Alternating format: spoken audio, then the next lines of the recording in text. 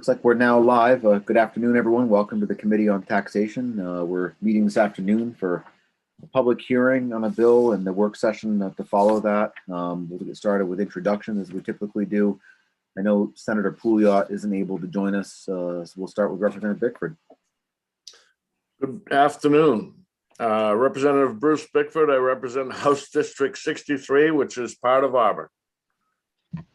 All right, and Representative Carmichael. Thank you, Senator. Mickey Carmichael. I represent House District 137, which is 22 communities in Hancock, Washington, and Penobscot. And Representative Collins, so you're with us. Good afternoon. I'm Benjamin Collins. I represent House District 42, part of the city of Portland. Representative Gramlich is in an appointment or something. She's not able to be with us at the time. Representative Hanley, good afternoon.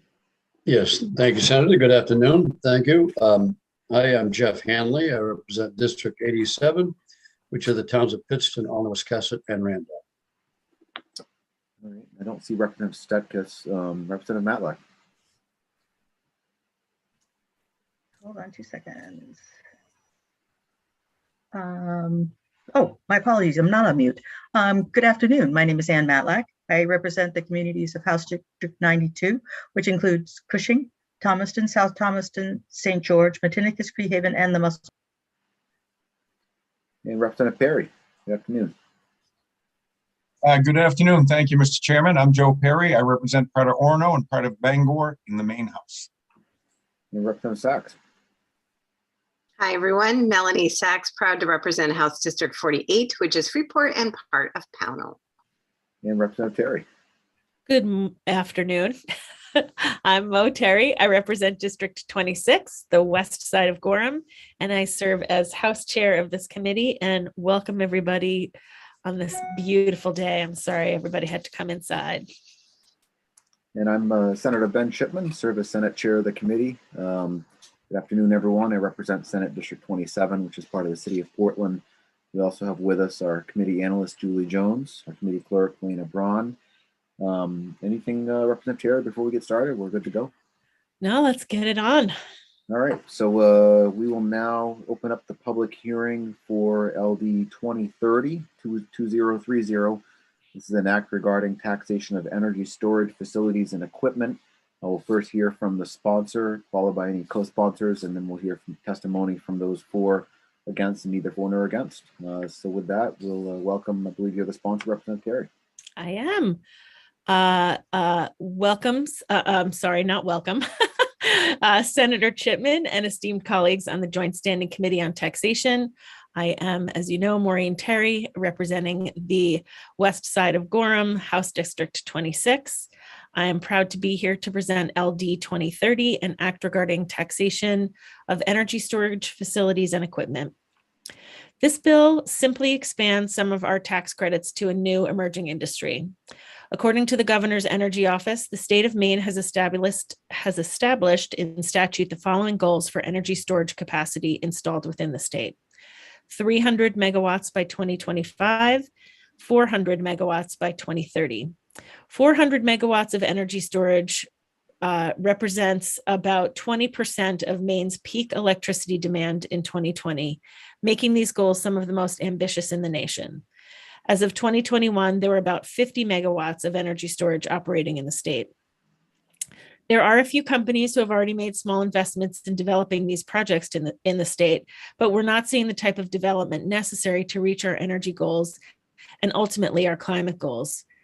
In order to meet those goals, we need to step up our game and invite this new industry to lay roots in Maine so we can lead the Northeast in energy storage or battery power. A partnership with the state in the form of business equipment tax exemptions demonstrates that Maine has real skin in the game. We have a unique opportunity in this committee to play a crucial role in attracting some of those businesses to Maine. LD 2030 would ensure energy storage companies are able to take advantage of the sales tax exemptions and the business equipment tax exemption, an exemption that's specifically designated to encourage capital investment in Maine. There are those that will speak after me that will be able to dive deep into what this new technology offers to our state. And in the coming weeks, we can expect a report out from the governor's energy office with an energy storage market assessment. But keeping within my own wheelhouse, I think that expanding the Betty credit to energy supply businesses is a sound and positive move for Maine and our energy goals. And with that, I am happy to take any questions. Did we lose Senator Chipman? You're on mute, Ben. Apparently. Sorry, somebody was switching me over to panelists and I lost the signal. So we got a few questions. Go ahead, Representative Bickford. I think maybe you were next. I'm not sure. Thank you, Mr. Chair. My question, Representative Terry, is this has to do with sales tax exemption and a Betty. Correct. And Yeah. so with that, can you tell me what other energy facilities right now have a sales tax exemption and which ones might be included in Betty? Yeah, I think none at the moment. I think I'm going to let the people that know better behind me speak to that specifically. But I think that it's an opportunity for us to encourage more of this growth, more of this industry to come in here. Yeah, just to follow up, the reason for my question is I like to encourage us to have a fair playing field for all. Agreed. Energy, not just specific types. So I don't like really looking at winners and losers. So let's Fair keep enough. that in mind on this. Thank you. Sure. And maybe Sure. somebody else can answer better. Yeah. Yeah. Representative Sachs, go ahead. Thank you, Mr. Chair, and hello, Madam Chair. Hello. I had sent this question to you and it may be addressed later on, but are you aware if and maybe the GEO will be able to say this, if the reason that we are not seeing, as you said, the type of development needed to reach our energy storage goals is simply because of not having participation within these tax credit programs? Yeah, I am also hopeful that they'll be able to answer that. I know that they're working on a report that's due any moment now. So hopefully they'll have some background into that. Yeah. And I want to reference, again, happily, this for the last 6 months have been serving on the EUT committee along with the tax committee and had the occasion to read the 2019 Energy Storage Commission report. And so the issue of whether we meet our energy development goals, I would say, is far more complex than just whether a tax credit is available for commercial developers. So thanks for that. I look forward to hearing from others after this. Representative Perry, go ahead. Thank you, Mr. Chairman. And yeah, this question's for whoever wants to answer it along the way. But I was assuming, manufacturing's, had all the inputs and it's tax exempt and it's Betty qualified. I was surprised to hear this might not be Betty qualified, but sounds to me like a natural extension of it's new, but a natural extension of what's probably, I thought would have assumed already exempt. So hopefully we can just continue and get this thing going. Yeah. And perhaps we will hear just that. Yeah. Additional questions, Representative Sachs, go ahead. Yeah, I just meant to clarify that when I was doing it. So, Madam Chair, to your knowledge, these are not part of the Betty program at all because of the nature of it, because they're not singled out in the statute? Have they tried to apply and been? I have to say I'm not sure of that answer. So we'll have to get into it with yep. Because I, like Representative Perry, would have thought this would have qualified. So yeah, thank yeah. You. Go ahead, Representative Bickford, next. Thank you, Mr. Chair. So just to follow up on Representative Perry's question, we don't have anything else like, for example, oil storage. They don't qualify for Betty. Is that correct? I'm not sure, to tell you the truth. They may. I mean, the exemption list is, the folks that are not able to take advantage of it is relatively small. Okay. It may just be where the energy goes after it's stored. might be the problem. So we'll dig into that maybe Yeah. when DEFS comes on. Yeah. That would be great. Thank you. Yeah. Additional questions? Go ahead, Representative Perry. Thank you. I just, I mean, and I guess I'm not the one who's supposed to be answering, but I think part of the issue with oil storage or other things that was created before we did the exemption. I believe it's only new stuff put into service. So this would be all new stuff. So if anyone knows the answer along the way, but that would be my thought that, you know, this is for new investment. Additional questions from members of the committee? Seeing none, thank you for presenting the bill, Representative Terry. Absolutely. And I don't believe we have any co-sponsors here signed up to speak, so we'll now take testimony from those who signed up to speak in favor of the bill. I believe we'll first hear from Olga Goldberg. Welcome, Ms. Goldberg. Thank you.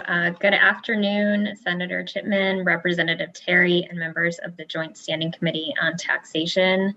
My name is Olga Goldberg. I am a South Portland resident and an attorney with Pierce Atwood. I've been practicing in the state and local tax area for just about a decade now. And I'm here on behalf of our client, Plus Power, who will also testify a little bit later on the policy piece of this. And I'm here to testify in support of LD 2030, which I also helped to draft. I'm hoping I can answer some of the questions that have come up. My testimony is going to focus on the mechanics and the policy of the bill from a Maine tax perspective. So as has been discussed, LD 2030 incentivizes the development of energy storage facilities in Maine in two ways, from the property tax perspective and from the sales perspective. In section 1 of the bill, LD 2030 clarifies that Maine's business equipment tax exemption, or BETI, is available for energy storage systems. So the question has come up of why aren't these projects already exempt under BETI? And the answer is a little bit unclear. So there is an exclusion in the statute from BETI for property that's used to produce or transmit energy primarily for sale.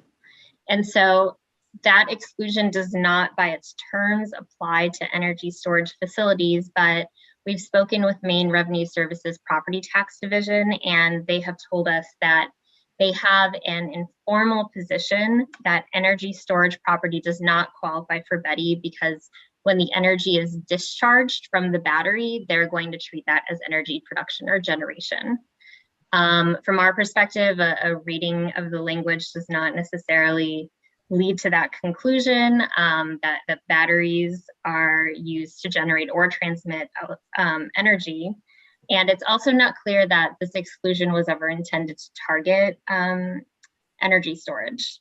So for one, when the exclusion was drafted, it was originally aimed at transmission, distribution, and generation utility property. It was not aimed at battery storage. And in fact, at the time the exclusion was enacted back in 2005, the technology for large-scale battery storage didn't exist. So we think that LD 2030 is needed to clarify that this exclusion from BETI doesn't apply to energy storage systems. And I also note that Representative Bickford, you asked whether there are exemptions or exclusions for other types of property. So a few years ago, Maine enacted a property tax exemption for certain solar energy equipment, and that exemption does not apply to energy storage systems. So that just underscores the need for BETI for these projects. In section 2 of the bill, LD 2030 would enact an exemption from sales and use tax for energy storage equipment, integral parts and accessories, and materials used to construct, maintain, or repair energy storage systems. This exemption would come into effect on January 1st, 2023. And again, to answer Representative Bickford's question as to whether other types of technologies qualify for sales tax exemptions. So solar energy and wind energy essentially renewable generation equipment qualifies for the machinery and equipment exemption. And, you know, it makes good tax policy to also have an exemption for energy storage, because you don't want to, under the sales tax business inputs. The sales tax is a tax on end use consumption. So we're trying not to tax business inputs. And then I just want to make one final point, and I'm happy to take any other questions afterwards. So this morning, Plus Power and Pierce Atwood, we met with representatives from the Department of Administrative and Financial Services, Maine Revenue, and the Governor's Energy Office to discuss the scope of the tax incentives. And we've prepared a technical amendment that we believe addresses some of their concerns on the scope. I've attached that to my written testimony. We haven't had a chance to circulate it before now because we had about an hour in between that meeting and this one. But in sum, the amendment does two things.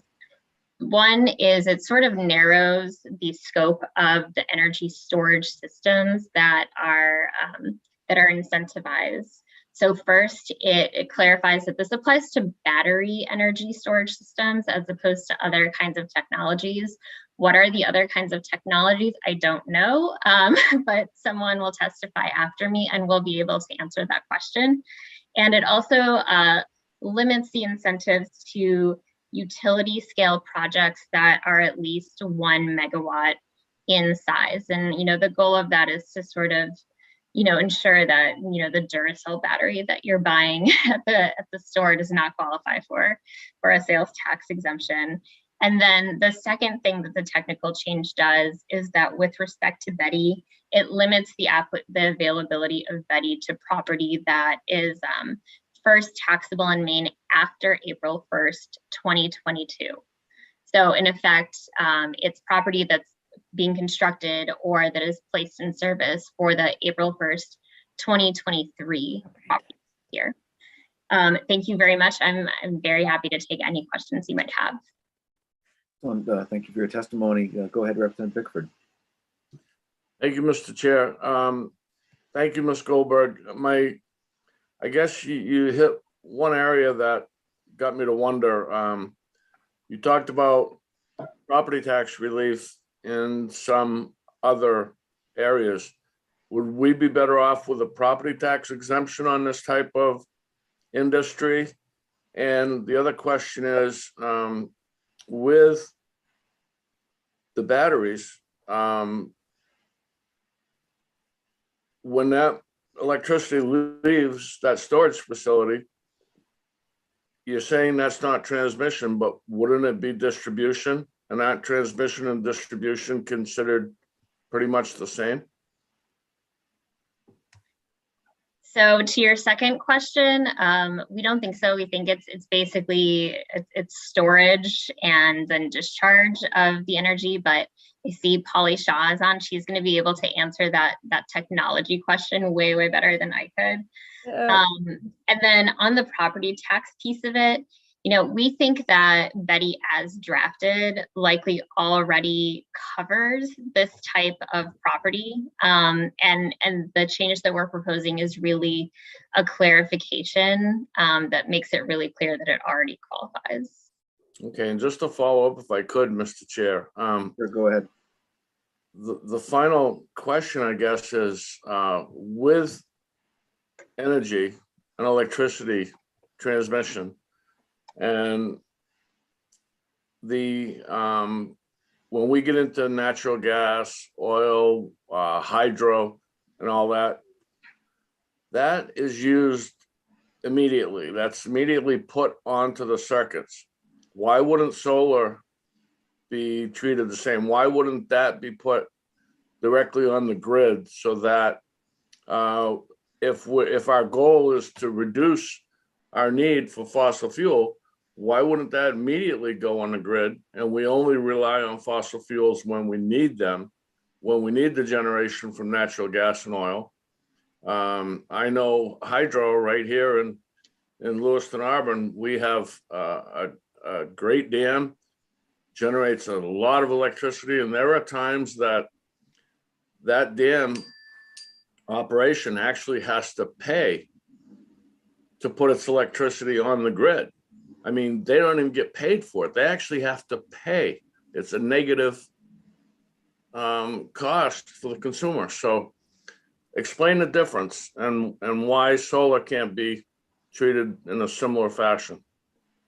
I think that's a really important question, and I'm going to let Ms. Shaw kind of explain how the grid works. But one thing I do want to make really clear is that what we're talking about is not necessarily energy storage that is co-sited with solar. This is also, and Plus Power in particular, they develop standalone energy storage projects. So essentially they take, surplus energy from the grid, hold onto it, and then discharge it, when demand is peaking. So they don't discriminate between generation sources, essentially. Oh, so you can actually have other entities, wind and hydro and natural gas, all included in that battery storage?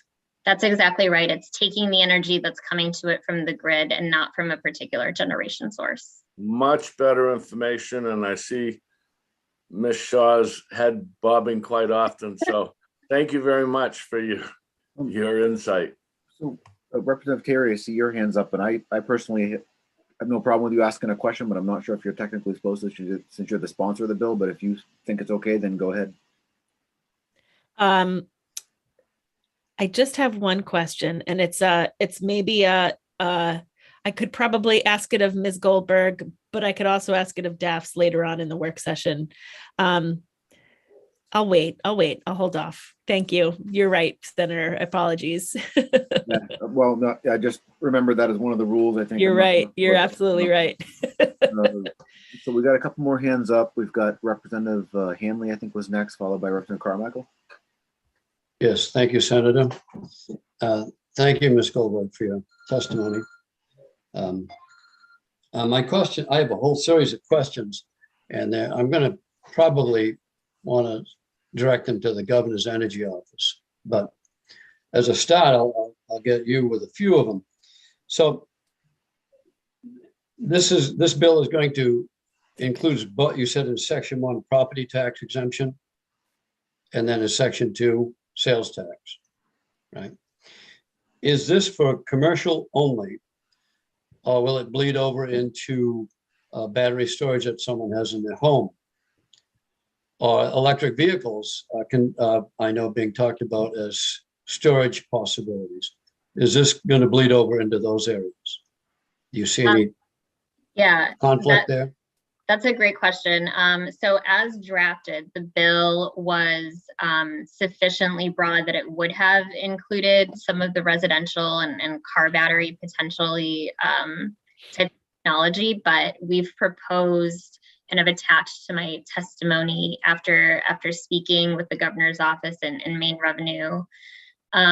We've proposed an amendment that sort of would limit the availability of the incentives to just these commercial, larger utility scale projects that are at least 1 megawatt in size.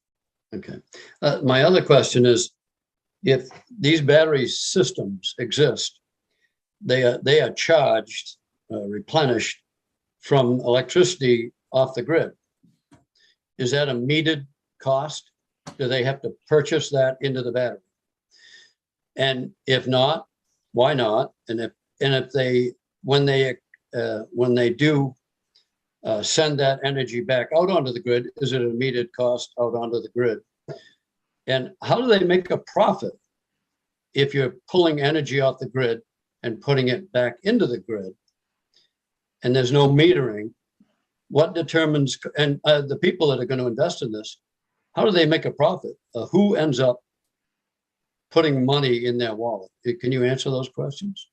I'm going to leave that to Ms. Shaw to answer, because she knows all about how these systems work and how the projects are profitable. Thank you, Representative Hanley, and good afternoon. Ms. Shaw, if you don't mind, Yeah, you're not allowed to talk yet. Yeah, sorry. After we finish with any questions that we have for Ms. Goldberg, we'll hear from you, and then any questions people have for you after your testimony. All right, I'm going to have a series of questions later on, but thank you, Ms. Goldberg. All right. So next we got Representative Carmichael, followed by Representative Sachs. Actually, I think I'm going to hold my question because I think it will come up with Ms. Shaw. Okay, great. So we'll hold off on that and go ahead, Representative Sachs. Thank you, Mr. Chair. Thanks for being here, Ms. Goldberg.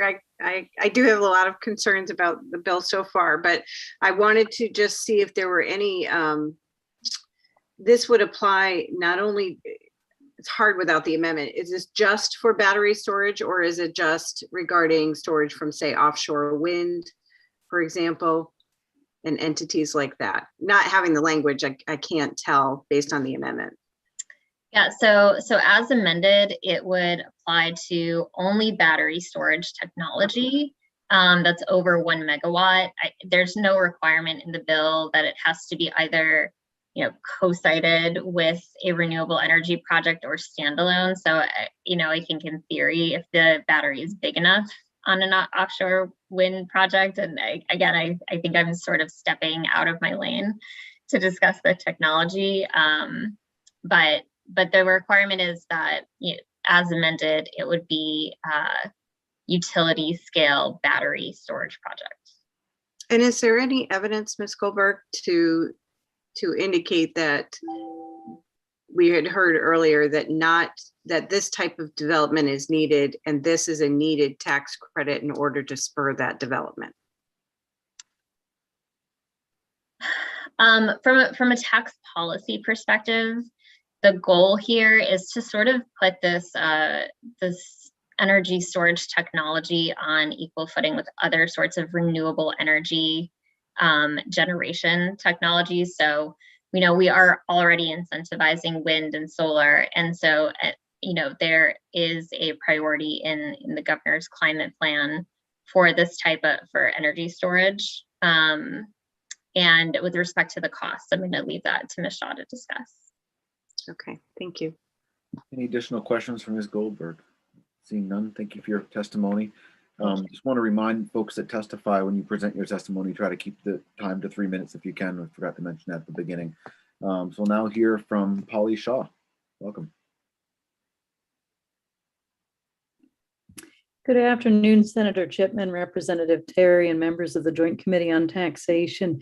My name's Polly Shaw, and I'm head of policy and communications for Plus Power.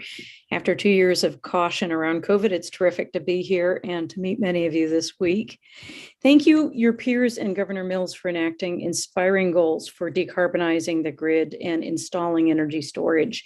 We respectfully ask the committee to pass LD 2030 that would level the playing field for stationary energy storage equipment with other climate solutions that currently access the state tax exemptions, so that battery storage can help achieve the state goals. Plus Power is a leading developer of standalone battery energy storage systems connected to the transmission system.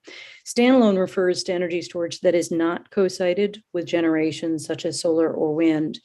Battery energy storage is most used to store excess energy during periods of oversupply and inject it back into the grid during peak need, helping to match low cost, readily available, but intermittent renewable energy to demand. Our company was founded by some of the energy storage development principles at NextEra, Tesla, and several other utility scale resource developers. We are based in Houston, Texas, and San Francisco, California, have staff around the Northeast and the US, and we have a pipeline of over 7,000 megawatts of projects in interconnection queues in more than 20 states across the US and in nearly every wholesale market. Safety and community relations are paramount to us, I want to add. To meet Maine's goals of 80% renewable energy by 2030, the grid needs it all. Customer-sited resources, hybrid renewables plus storage resources, standalone storage, and more. But standalone storage has particular value to the grid beyond energy arbitrage or capacity services. These project footprints are smaller.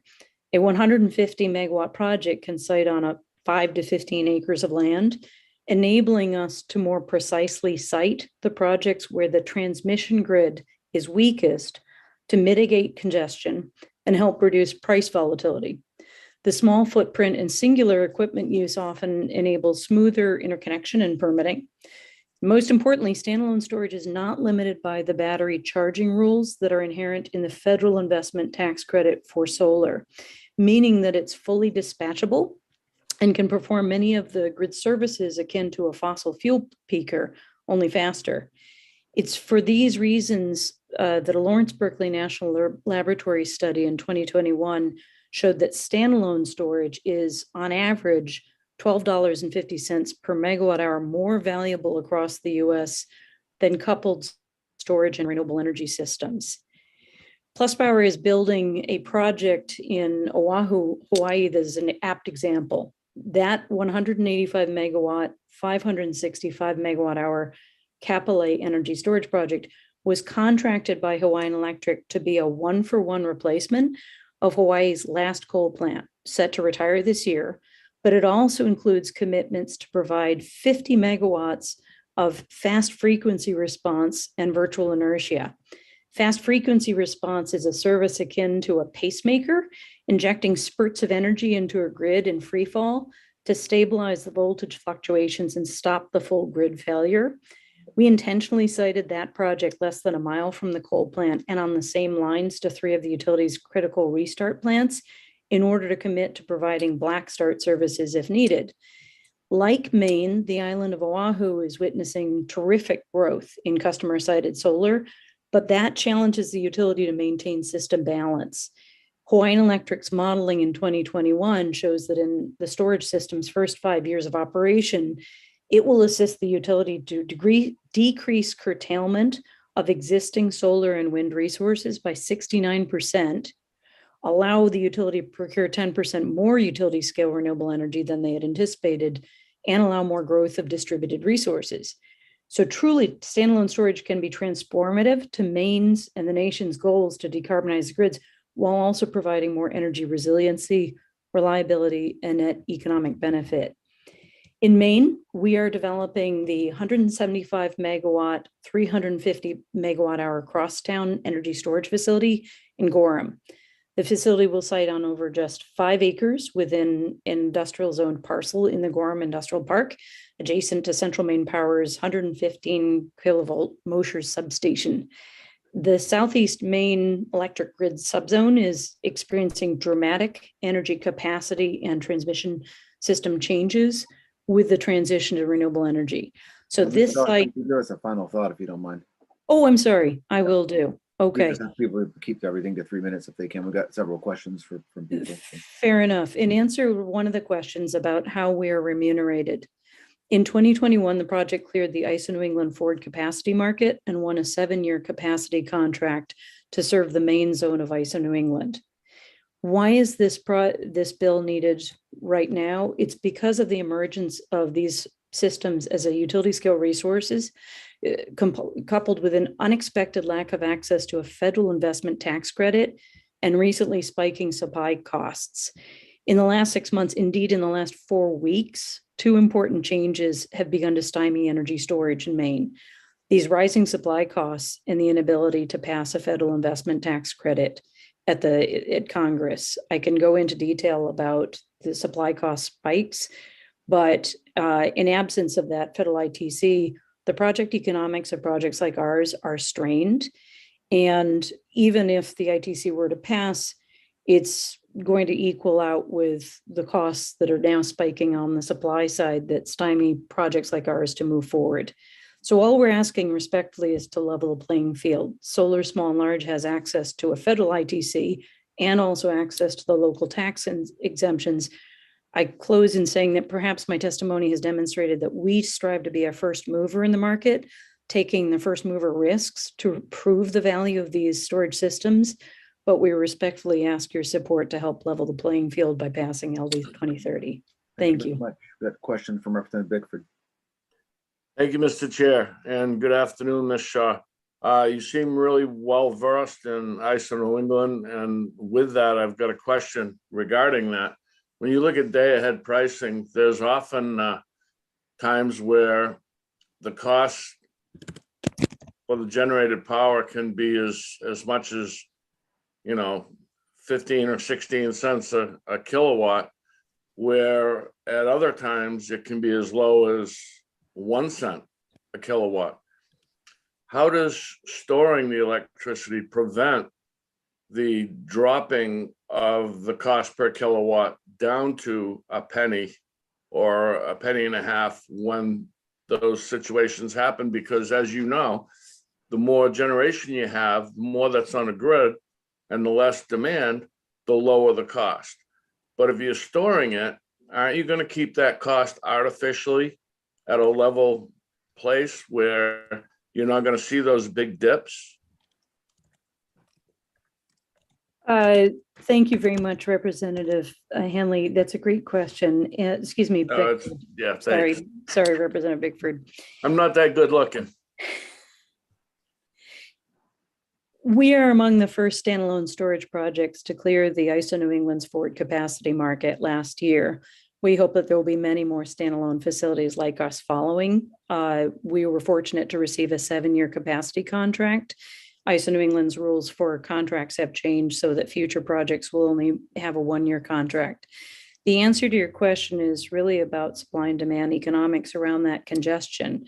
Right now, Southern Maine is in a highly congested characteristic, which then is creating that price volatility that you referenced. The more that you can have projects that come in and store and then disperse the energy at different times when the demand is highest will help to mitigate some of that price volatility. I don't have a price answer for you right now as to what our project will do to the grid's economics, but in the economics of having more storage like ours that are free to absorb and discharge and not tied to a specific generation site should bring that volatility down a bit in the future. That's the intent of ISO New England, to open up storage in the procurements that it is seeking. Thank you. And can you just, if I can, Mr. Chair, can you just follow up on a question I asked earlier about the storage? I've heard quite a bit so far about wind and solar, but I also heard that this will include all generations of power or of energy. Is this going to absorb and store energy from all markets? Yes, Representative Bickford, you're right. The way that the standalone storage works, it is connected to a distribution grid site. Ours is at the Mosher substation, and it absorbs whatever energy is on the grid at the moment that we are charging the facility. Could be a mixture of fossils and renewables. It could be excess renewables only if that's the dominant resource on the grid at that time. That is the purpose of having standalone storage, is that it is simply a grid infrastructure project. It is not meant for generation. Okay, good. Thank you very much. A question from Representative Hanley. Yes, thank you. Thank you, Senator. Bruce, I'm not that good looking either, so don't worry about it. Thank you, Ms. Shaw. Again, I'm going to go back to a fundamental question. I've got $10 million. I'm going to invest it in storage, battery storage. I want a return on my investment. How do I get it? If I'm simply taking energy off the grid, charging my battery back up, and then discharging my battery when the system says it needs it. Is there a meter on one of those flows? And who sets the price for the kilowatts being pulled back and forth on that circuit? Can you answer those questions? I can help to clarify. These systems are definitely heavily metered, both for the charging and discharging, and controlled by us to monitor that, because in the 7-year capacity contract, we have to show that we are performing as bid. So the revenue that we are getting right now for this project in Gorham is based on that commitment to provide 7 years of capacity to ISO New England at a bid that was set by us in that forward clear capacity market auction. That's one set of revenues. Yeah, we do full toll contracts where we have a full commitment to a utility, such as in Hawaii. We do partial toll or we do fully merchant. In some of those other projects, we might be doing energy arbitrage, taking the energy when the energy price is low and selling when it's high, for example, in Texas. But in this case, in Gorham, this project has a 7-year capacity contract. I hope that my testimony has shown that energy storage standalone can do many other services if contracted to do so. So with the 7-year contract, you have a contracted price for how much you get paid per kilowatt hour that you discharge? Yes, over the duration of that the how it is? contract, we've got tight Who performance. sets that obligations. price? The Public Utilities Commission or ISO New England? No, we bid that price into the forward capacity market at ISO New England in Okay. February of 2021. They accepted a contract and we are now bound by that contract to that performance. Can you disclose what you're getting paid? No, I'm sorry, we can't. So there is a profit though. That's my question. Who is saddled with giving the profit to you? The ratepayers in the state of Maine? We have no contract with a main utility for contracted services, so there is no direct ratepayer payment in Maine to this project. It's only through the ISO New England contract for capacity.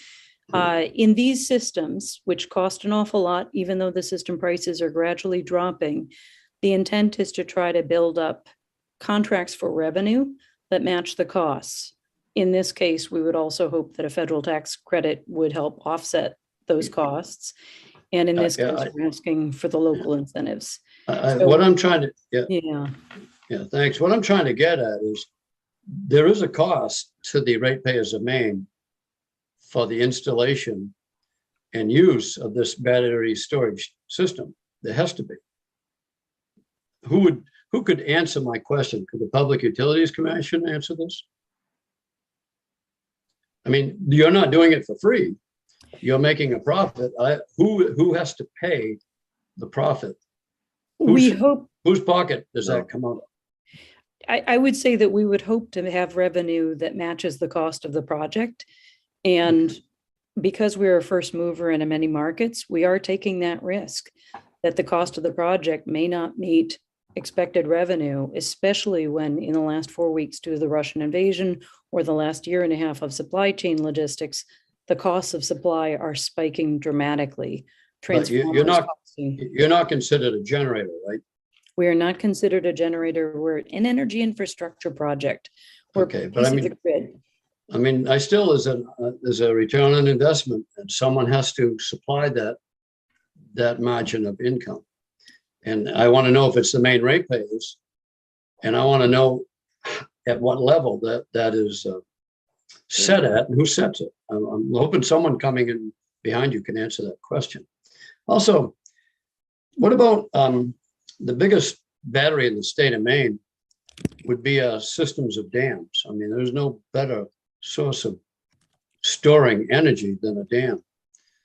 Do you think there's a possibility that a carve out for investment, future investment of dam upgrades and turbine upgrades could fall under this battery storage clause?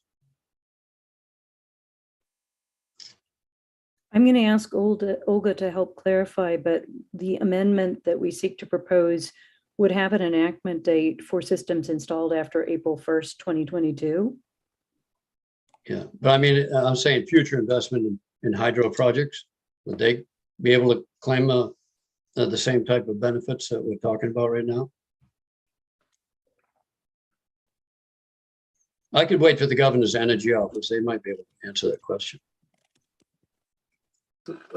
We have a few more hands up. I just wanted to, since I'm all set. Thank you. The question that Representative Hanley had, is it fair to say, Ms. Shaw, that energy has a different value depending on when it's used? So when there's a peak demand for energy, it has a higher value than when there's a low demand for energy. So in the middle of summertime, when everyone's running their air conditioners, like energy is more valuable. And so what you're essentially doing is taking energy at the low demand, storing it, and then putting it back out at the high demand, and that's how the profit is made essentially. I mean, it's just what the value changes from day to day, depending on what time of year, what time of day, the value of that energy changes. I mean, is that essentially what we're talking about?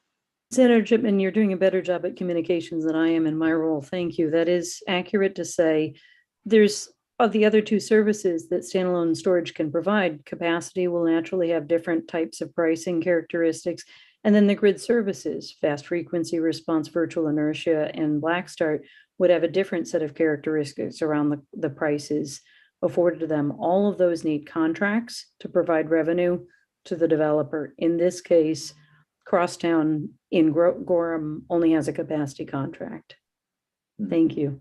And so does the clean energy part of it come in where, you know, you're buying energy off the grid when it's at low demand and then selling it at high demand, which then would prevent the need to fire up sort of dirty energy type things that produce energy at high demand, because you're putting the energy out to supplement the need for high demand, so they don't have to the grid itself across wherever the locations are of gas-fired power plants or coal-fired power plants wouldn't be needed to be fired up, because you're putting energy out at high demand that was purchased at low demand and maybe from a clean source. I mean, is that potentially one scenario maybe that would help in terms of the environment and the climate change stuff we're talking about? Yes, Senator Chipman, that's very accurate. We, through the Hawaiian project that I gave as an example, are a purposeful replacement of Hawaii's last coal plant, because we can provide that capacity, but also the grid services that the coal plant used to provide in terms of black start or inertia or fast frequency response. So we, in that case, help Hawaiian Electric to procure far more variable renewable energy that's intermittent, because we essentially provide a stabilizing, balancing effect for their grid. And so they can bring on more customer-sided renewables, which they can't control. They can stop dumping, curtailing the existing large-scale wind and solar, because we can absorb it. And then they can go procure even more utility-scale renewables than they had modeled that they could, because we're providing that stabilizing force. So in Massachusetts, our project there is roughly 10% of the Mystic gas plant that is retiring. In Long Island, our project there can help dirty peaker plants that are aging retire as well. The intent of standalone storage and the value that it provides is it can help move grids off of aging peaker plants to provide some of the same services and enable many more renewable energy resources to come onto the grid. Okay, excellent. Thank you for that. Question from Representative Carmichael. Thank you, Mr. Chair. Thank you, Ms. Shaw.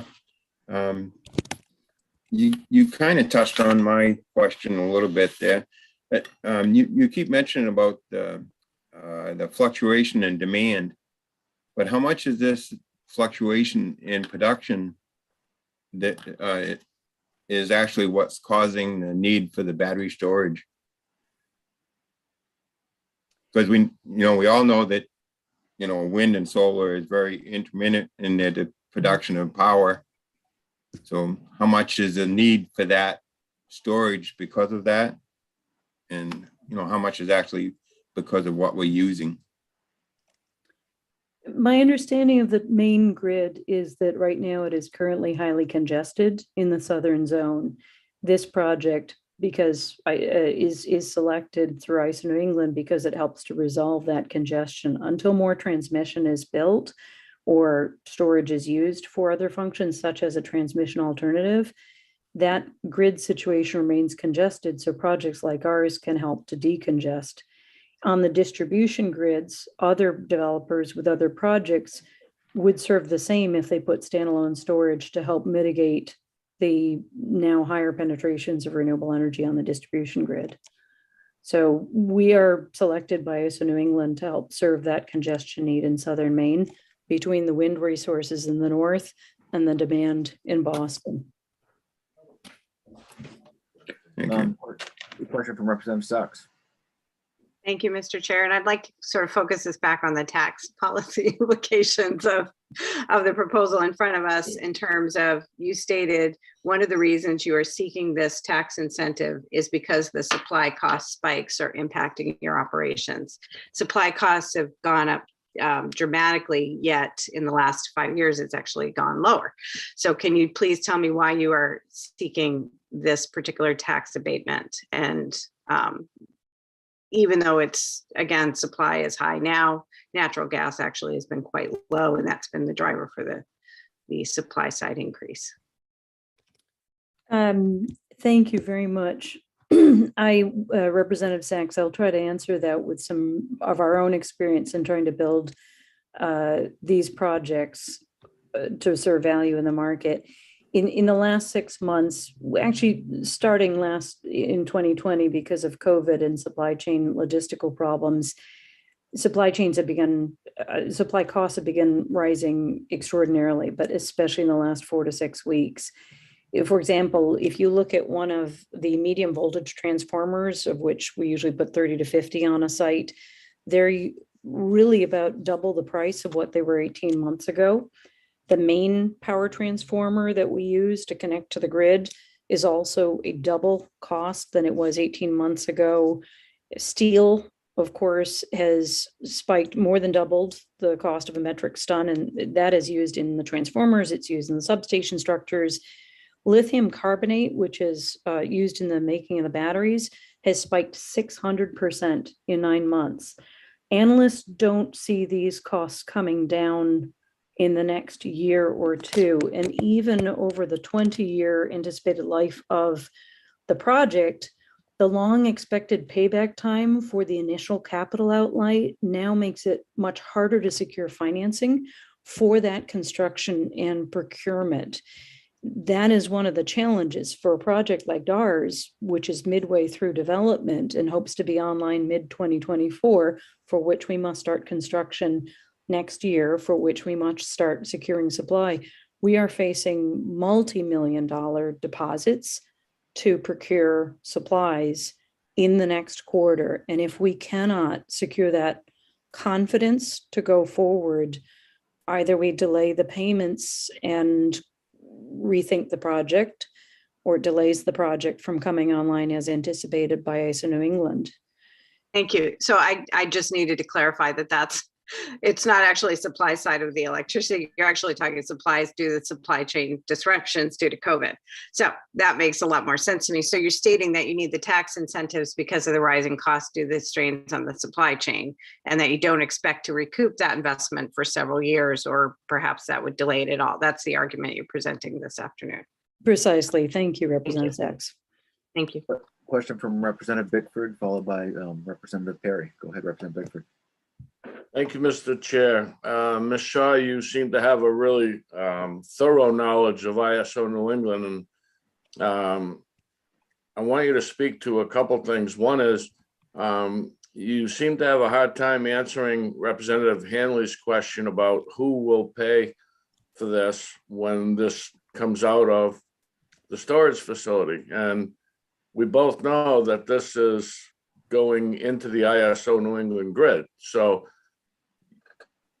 obviously the end result is that the customer will pay, but ISO New England grid is going to pay for this energy as it comes out of the storage facility. Isn't that correct?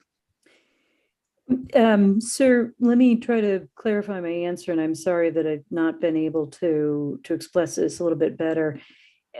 Representative Bickford, our financiers and investors have to pay for this project.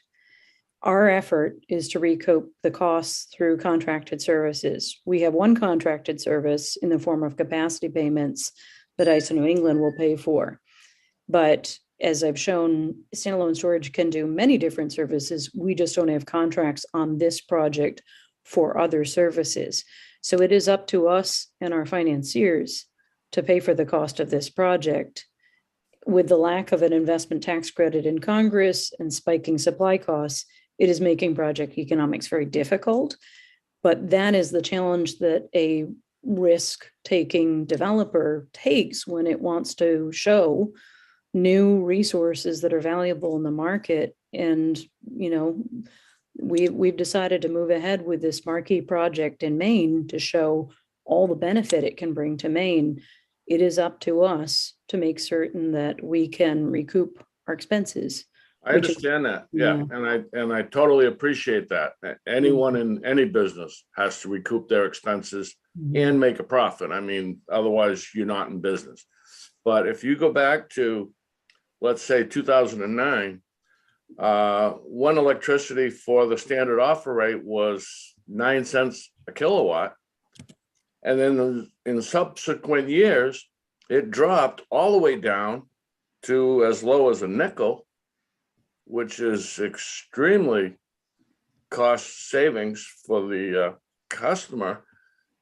This is the only year we've seen since 2009 where we're having an actual spike in electricity. And as I spoke on another bill, our medium business users were paying 22 cents a kilowatt in January and February. March, they're down to 13. April, they're going to be down around 10 or 11 cents. So they're dropping dramatically when we're talking about the cost of electricity being out of this world, and it's barely over 9 cents for the standard offer, small customer. My concern with this, and it probably doesn't speak as much to the tax break that you're asking for, I'm not sure, being part of Betty, but I believe that it would be much cheaper to have electricity go straight on the grid, straight into ISO New England and straight to the homes and businesses that need it, than to take it and store it. And then when the price spikes, sell it. Just speak to that real quick if you can, please. And I'll be good. I'll be quiet. Sure. I appreciate your question, sir. This contract with ISO New England is to do just that, absorb energy when there's too much of it and distribute it to the grid when it is needed. The grid costs, the cost of electricity is high right now because of the congestion. Until there's more transmission grid capacity to carry that excess energy, it is stymied from getting to market and the prices are high. So we have a set contract price for capacity with ISO New England. And the entire purpose here is to actually store that electricity and get it to the time of demand. So when the prices go down, we're going to bear the brunt of the fact that you've got higher priced energy going into the grid. Isn't that correct? I think the way that ISO New England works, maybe help to answer this a little bit further, is that ISO New England goes to market every year to procure only sets amount of capacity per its needs. Every year they reevaluate the need and go back to market to procure new contracts at new prices. So the forward capacity market auction that was just held in February resets that price downward from last year with new contracts for supply. So in the end, the mix of capacity contracts hope to alleviate that risk of overpayment to match the actual conditions in the market. Question from Representative Perry. Thank you, Mr. Chairman. I'm also going to try and get back to the tax stuff and off the energy part, but we in VZ, we've got a $400 million gas plant that almost never runs. You know when it's running because there's big plumes of steam, and it's just sitting there for the high capacity days, and then they fire it up. And I'm told they're paid tens of millions of dollars a year to be there available. And I felt like Representative Bickford, his very first comment had answered his own question. They have a generator that has to pay to get rid of the electricity. So if you're willing to take it, maybe they get more, or pay less to store it and have it rather than have it go to waste and have it available. So I think, what you're talking about makes sense. But my question is, I'm not that familiar. I'm somewhat familiar with the capacity payments, but not the capacity auctions. My question is, does the grid want you? Will this be a good fit, or are they in a situation where if you develop the capacity, they're obligated to make capacity payments to you like the old days when they were obligated to buy generated electricity at their highest cost? Yes, Representative Perry, that's a great question. The ISO New England is obligated to pay us on that 7-year capacity contract per the terms of the contract that we agreed to. Mm-hmm. As I mentioned, ISO New England has changed their contracting processes for resources going forward. This year's auction and future auctions will only allow 1-year contract strips.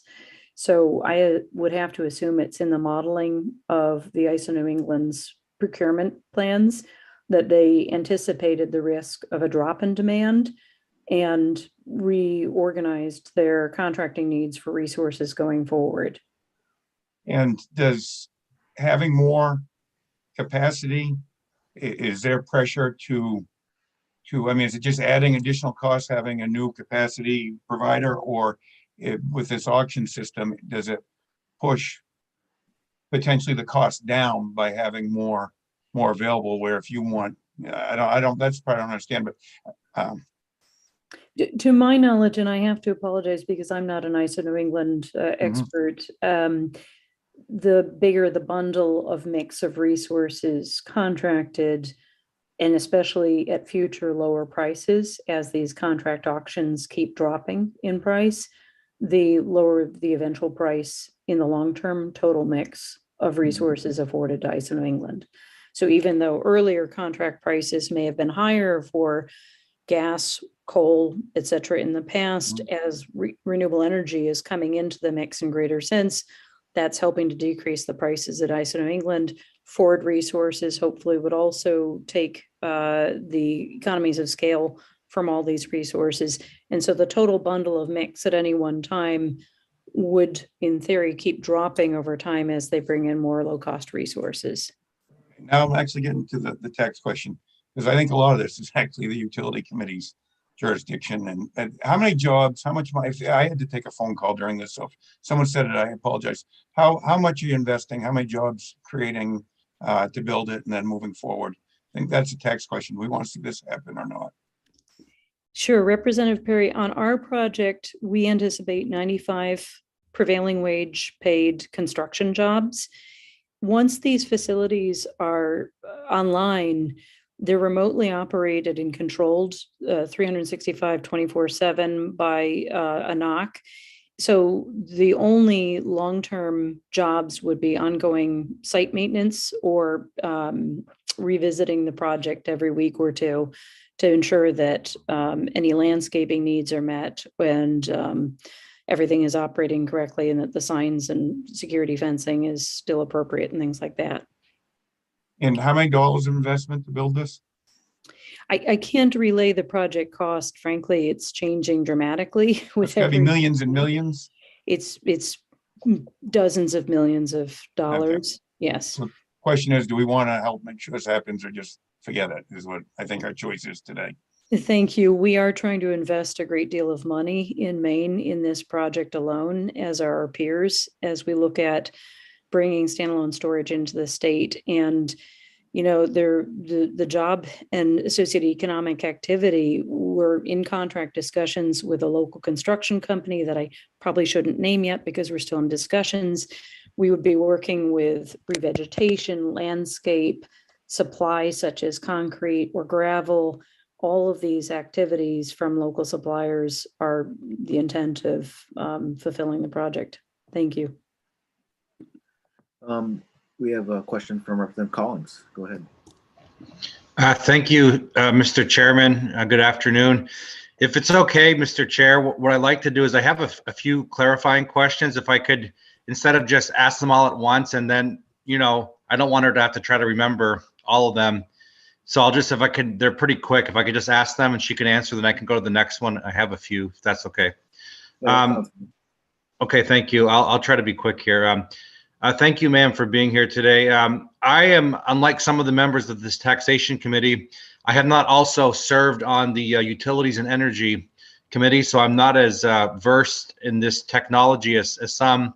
And this is I'm a freshman on the taxation committee, so I'm probably have the least expertise on the committee on the tax and the energy policies here, but I'm trying to clarify what I've been hearing so I can find a path forward here on this particular proposed legislation. So number one, from what it seems, is you're representing a company that it's not trying to sell energy onto the market at certain periods of time. It's getting a contract to provide energy to various utility grids when it's needed. Is that correct? Senator Collins, good afternoon, and thank you. That is correct. We are not working in a merchant capacity to sell energy dynamically in the daily wholesale market. We have a long-term capacity contract with ISO New England. I hope that answered your questions.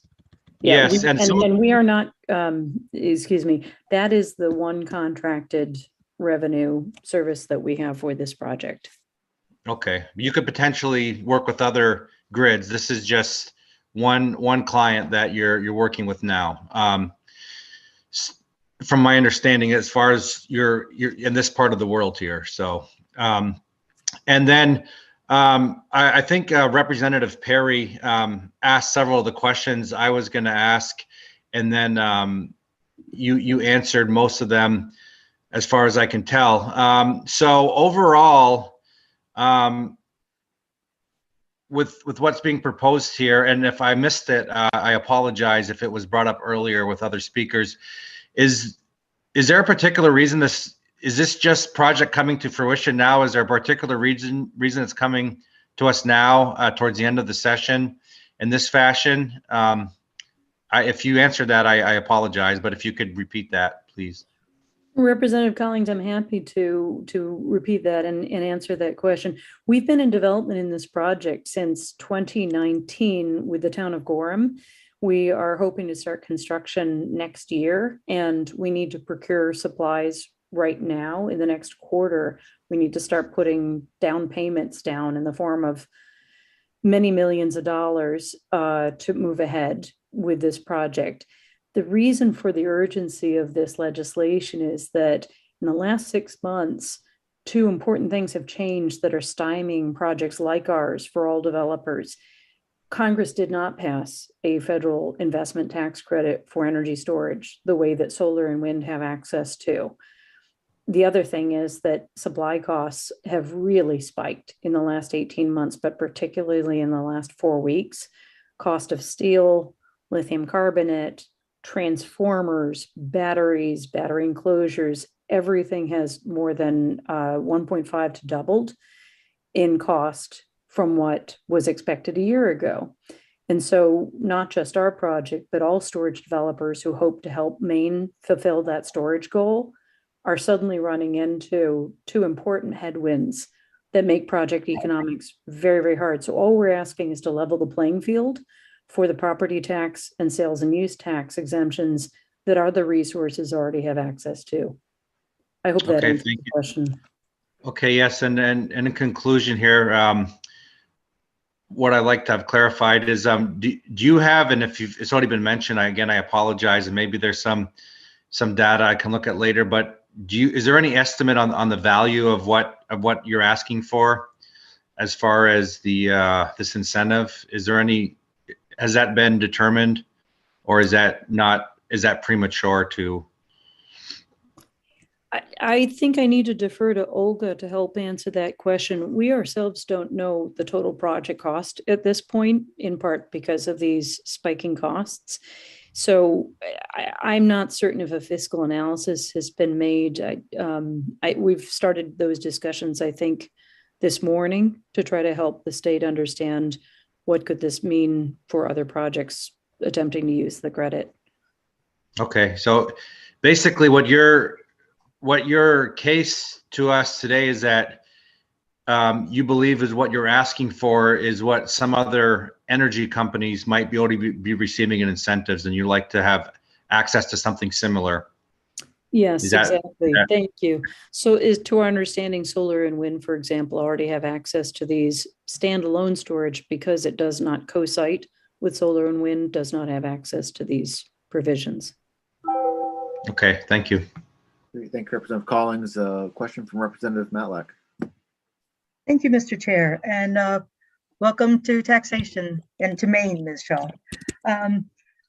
Basically, a point and a question. And my point is that what your company appears to be providing in this project is and in other projects across the country, is the capacity to keep the energy, the excess energy that we know renewable sources waste by not being able to have a good storage area. So now we have this new cutting edge technology that answers a problem we've been seeing here and elsewhere that there is capacity to hold on to this energy and use it at a time that we need.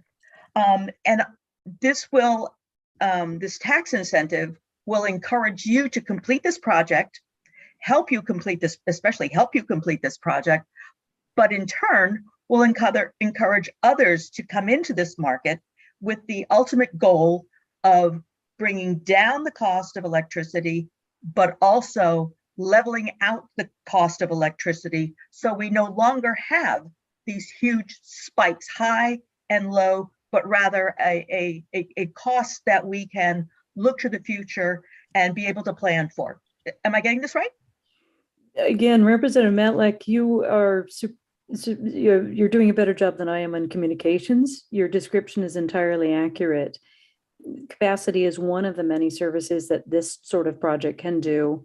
Our company has really tried to move very first in the industry to prove what these storage systems can do in the markets, but it imposes certain risks on us as we try to make the project economics work. We hope that by showing Maine what a project like ours can do for capacity services or even other services, that it will spur many more storage facilities of different sizes to come into the Maine market, invest here, and help meet the decarbonization goals. Thank you. One more question, sir. Sure, go ahead. Mr. Chair. This is also an economic development tool, because with lower electricity costs here in the state of Maine, it will encourage other businesses, but it will also encourage similar businesses like yours to come in and help with our energy costs. Representative Matlack, that is an accurate description. Again, our Hawaii project that I described earlier is being used as an anchor tenant for a part of the grid where the Oahu economic development officials would like to attract other high energy users, knowing that our project in Oahu will provide more stability to the grid.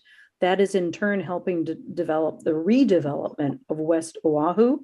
And perhaps that will have a similar effect in southern Maine when our project goes online, that increased reliability translates to increased attractiveness for energy security for other investors to come to Maine. That's our hope. I just can anecdotally answer that, but that is happening with our Hawaiian project.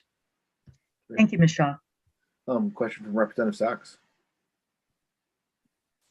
I'll just throw out a cautionary thing that if you'd like me to send you the 2019 report from the Energy Storage Commission, I'm happy to send it to many members of this committee because I have read it.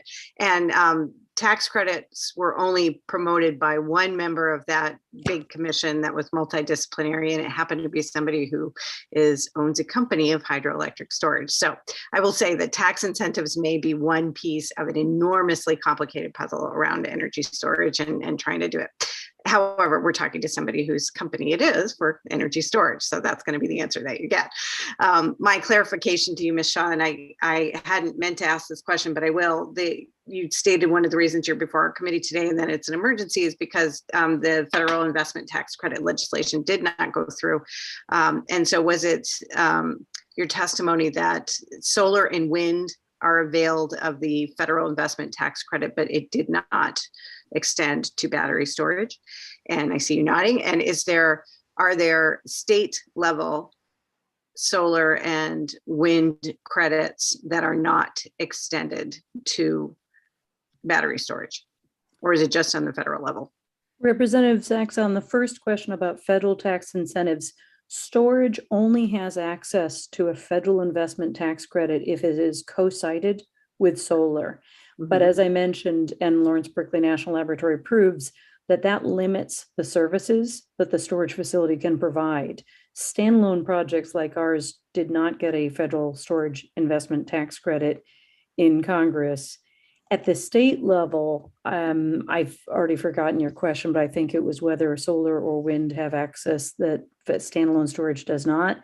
If that was the question, that is true. Standalone storage cannot currently access the sales and use tax and property tax exemptions that are afforded to wind and solar currently in Maine. Okay, thank you. Thank you. Question from Representative Carmichael. Thank you, Mr. Chair.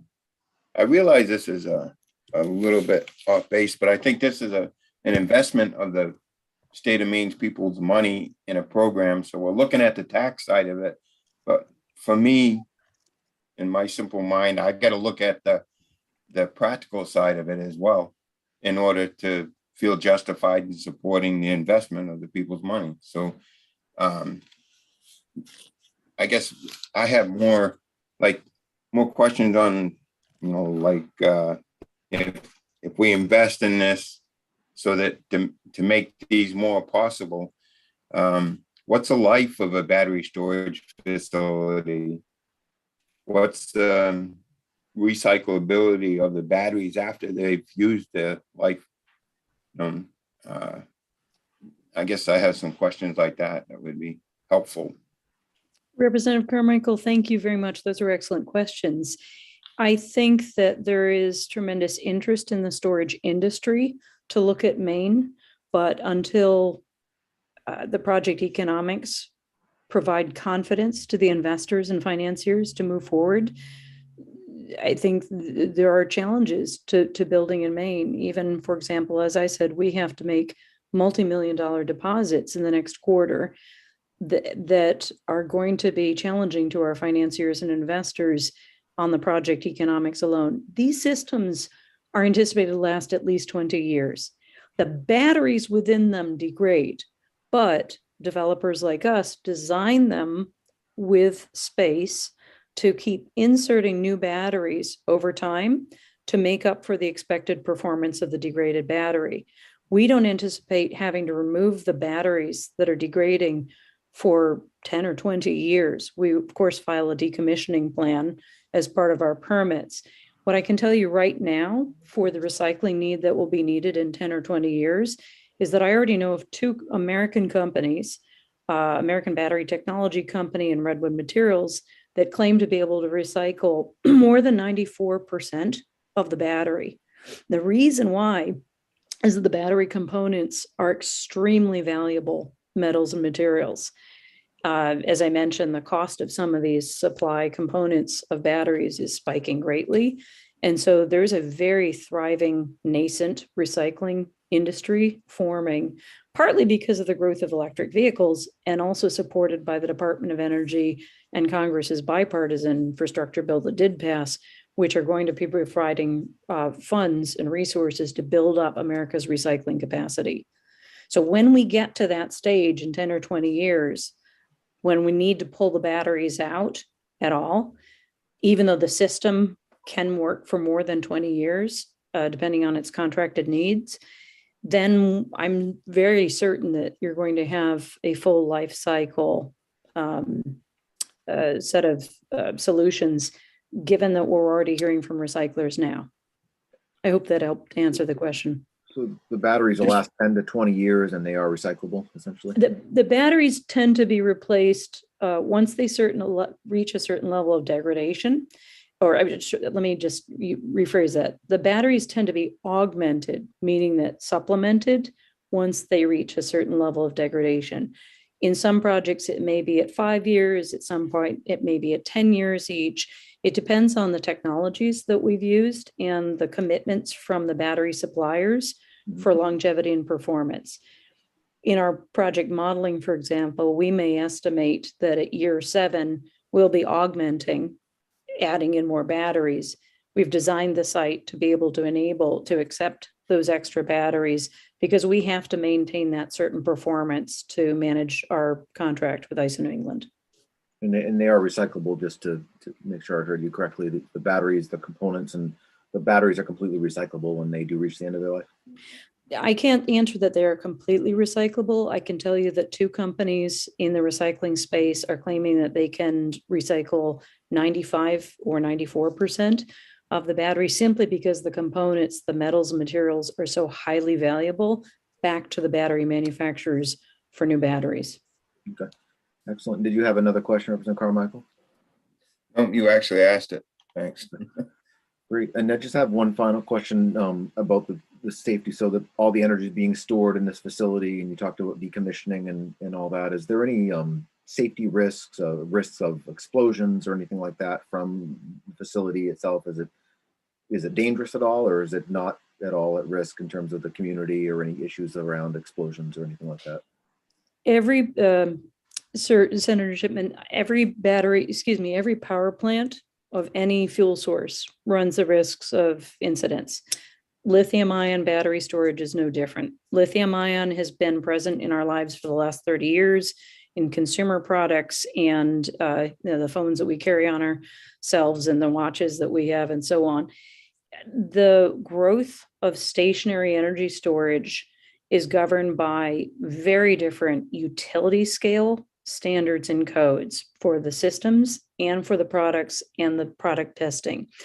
In the last 3 years in particular, since 2019, the National Fire Protection Association 855 battery system code for stationary systems has been improved greatly. So have the UL 9540 and 9540A product and testing methodologies for lithium ion stationary storage use. We hire a specific set of contractors to help us guide our designs of projects. These contractors, the Energy Safety Response Group, are composed of former firefighters in New York City and Boston and other places who wrote the codes for battery system safety. And they help us guide the system design so that when we're working with the local fire department in the community, we are putting our best emergency response plan forward and that we are absolutely stringently adhering to these national system codes and standards. Okay, excellent. Well, thanks for your testimony. I don't see any other questions. I know it took a while. I appreciate you being with us today. So we'll now hear from Andrew Gone and followed by Linda Caprera to speak in support of the bill. Is Andrew with us? Yeah, can you hear me okay? Yeah, we can. Go ahead. Great, thanks. Chair Chipman and Terry, really appreciate the opportunity to present testimony in support of LD 2030 and the sales and use tax exemption for energy storage systems. I haven't had a chance to look at the amendment, so I can't opine on the contents of that, but I'm really here on behalf of the American Clean Power Association, the National Trade Group for Wind, Solar, Storage, and Transmission, to say that we are here in support of the bill. We think that deployment of energy storage in the state is going to be critical to Maine reaching its clean energy goals, and that by exempting energy storage systems from sales and use tax and making the energy storage eligible for the Betty property tax exemption program, that this measure can significantly increase and facilitate the development of storage systems. I'm not going to sort of read through all of my testimony here. I want to take this opportunity to respond to, I think, one overarching theme that I heard in some of the questioning, which seemed to view the energy market as sort of a zero-sum game in terms of energy storage's role in it. And I would highlight the role that energy storage can play in making the grid more efficient in ways that are actually a cost benefit to consumers. So we can increase generating fleet efficiency. We heard about curtailment avoidance, reducing line losses, utilization for multiple services, enabling sort of right-sized and just-in-time capacity. These are all ways that energy storage can lower the cost of electricity to consumers and create a more efficient grid. And so I think that that is critical for understanding the opportunity here, that this is not just, you know, profit-seeking entities looking to exploit a zero-sum game. This is a way that new technologies can be incentivized in the state in such a way that everybody wins, and it can significantly reduce costs for all stakeholders.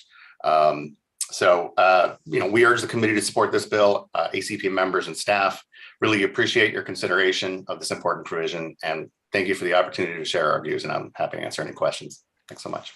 Any questions for Mr. Gone? Not seeing any questions from members of the committee. Thank you for being with us today and offering your testimony in support of the bill. Next, we'll hear from Linda Caprera, also to speak in support of the bill. Welcome, Ms. Caprera. I'm on mute. We can hear you now.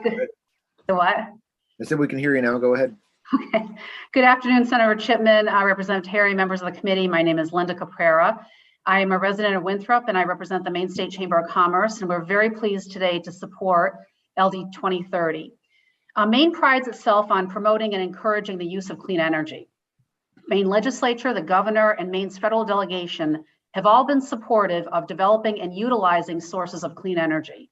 As such, energy storage is a necessary part of reducing the carbon footprint and produces long-term benefits and reliability to the state's energy economy. Energy storage is absolutely an integral part of a clean and reliable supply of energy.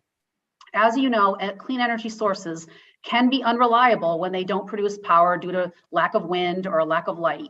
Energy storage facilities allows energy to be stored and released during these times when supply is low. We need to ensure the continuous flow of energy during these times to meet the demands consumers need.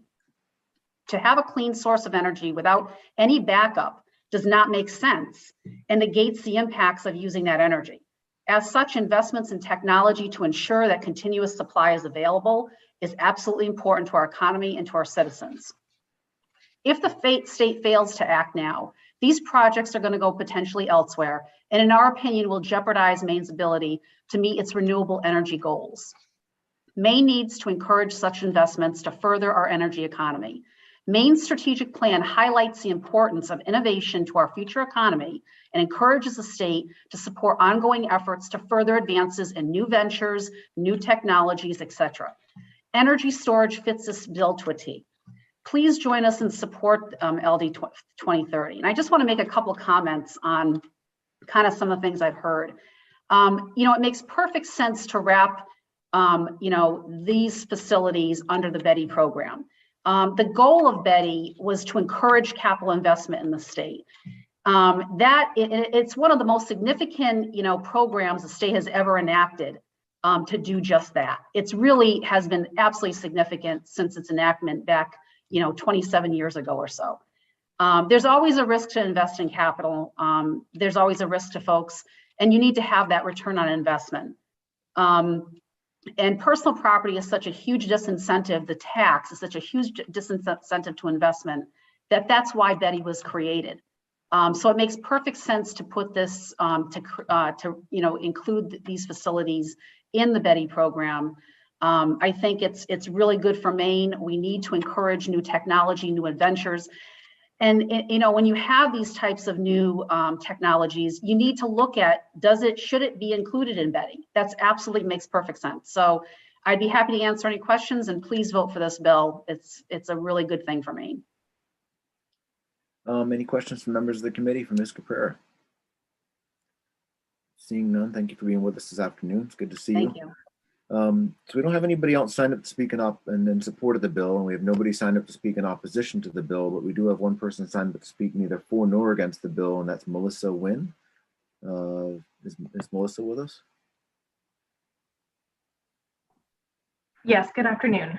Welcome. Great. Thank you, Senator Chipman. Members of the committee, my name is Melissa Nguyen. I am an energy policy advisor in the governor's energy office, testifying today neither for nor against LD 2030. I wanted to provide the committee with a little bit of background on the work that the energy office is doing around studying energy storage. And so, as has been mentioned already, in June 2021, Governor Mills signed LD 528, which was enacted with bipartisan support in the legislature. And it does establish energy storage goals of 300 megawatts by 2025 and 400 megawatts by 2030. It additionally, among other things, directed our office to conduct an energy storage market assessment, which includes an in-depth analysis and review of the opportunities and potential challenges faced by the state in achieving those established energy storage goals. And so we brought on an economic consultant to work with us called E3 to help develop that assessment. We worked with stakeholders in the public through a number of virtual webinars to provide insight into relevant market and policy dynamics and provide feedback on preliminary results of that assessment. At a high level, what that report will include is an examination of commercially viable energy storage technologies, including emerging technologies. It'll look at policy and regulatory options to influence the speed of that market development. It includes estimates of costs and benefits for ratepayers of those technologies. and looks at potential implications of the achievement of those energy storage goals.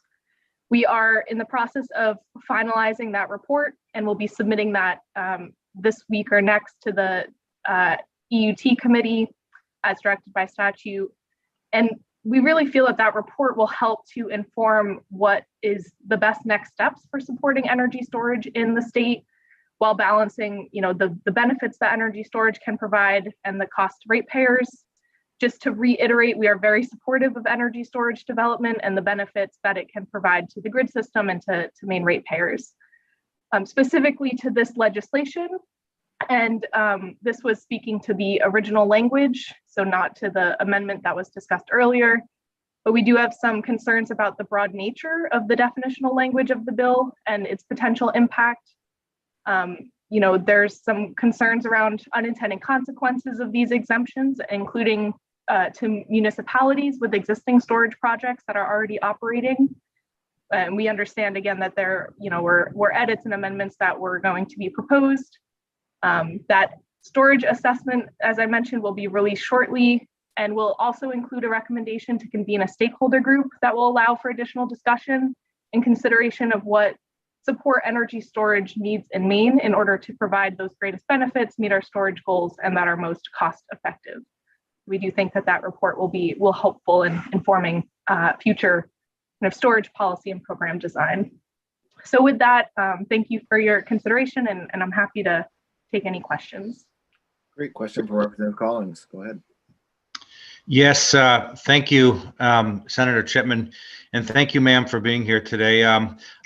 I just wanted to quickly ask you, you reference one potential concern is that there are in other municipalities, some projects somewhat of this nature are somewhat similar anyway, and that might have an impact. When you say that, are you referencing it might have an impact on the energy being produced, or how that would impact certain grids? Are you talking about that we may be giving a preferential sort of incentive to one group and not others, or is it both, or neither? Yeah, thank you, Representative, for the clarifying question. And I will say I spend most of my time in front of the EUT committee, and so I am not a tax expert and do not claim to be at all. But what I'm referring to there is the way that we were reading the language was that it would apply to existing storage facilities, and there's about 50 megawatts or so of storage operating in the state currently. And so wanted to we had some concerns about the change to the property tax exemption in particular, and how that may impact payments that are going to the municipality. And really where I'm framing that around is, the clean energy sector has a lot of potential, and we're already seeing a lot of growth happening. And we want to make sure that it's providing, benefits to the communities in which these projects are developed. And so trying to understand if the project is already existing and operating, what that impact would have on the existing municipality if this were to move forward. But I do believe, and I'd have to review the amendment more closely, but I think having it be forward-looking would help to alleviate that concern. Okay, thank you. That's an important aspect to consider. I appreciate that. Excellent. Question from Representative Sachs. Thank you. And hello, Ms. Winnie. Nice to see you in tax committee as opposed to EUT committee, where you have to be all the time. So thank you. So my question to you is one of the rationalizations for putting this forward was that there is a question of parity, that we have similar property and equipment tax deductions for solar and wind. Can you confirm that? Or maybe that's going to be for Dr. Allen moving forward. Would you prefer that I give that question to Dr. Allen? Okay.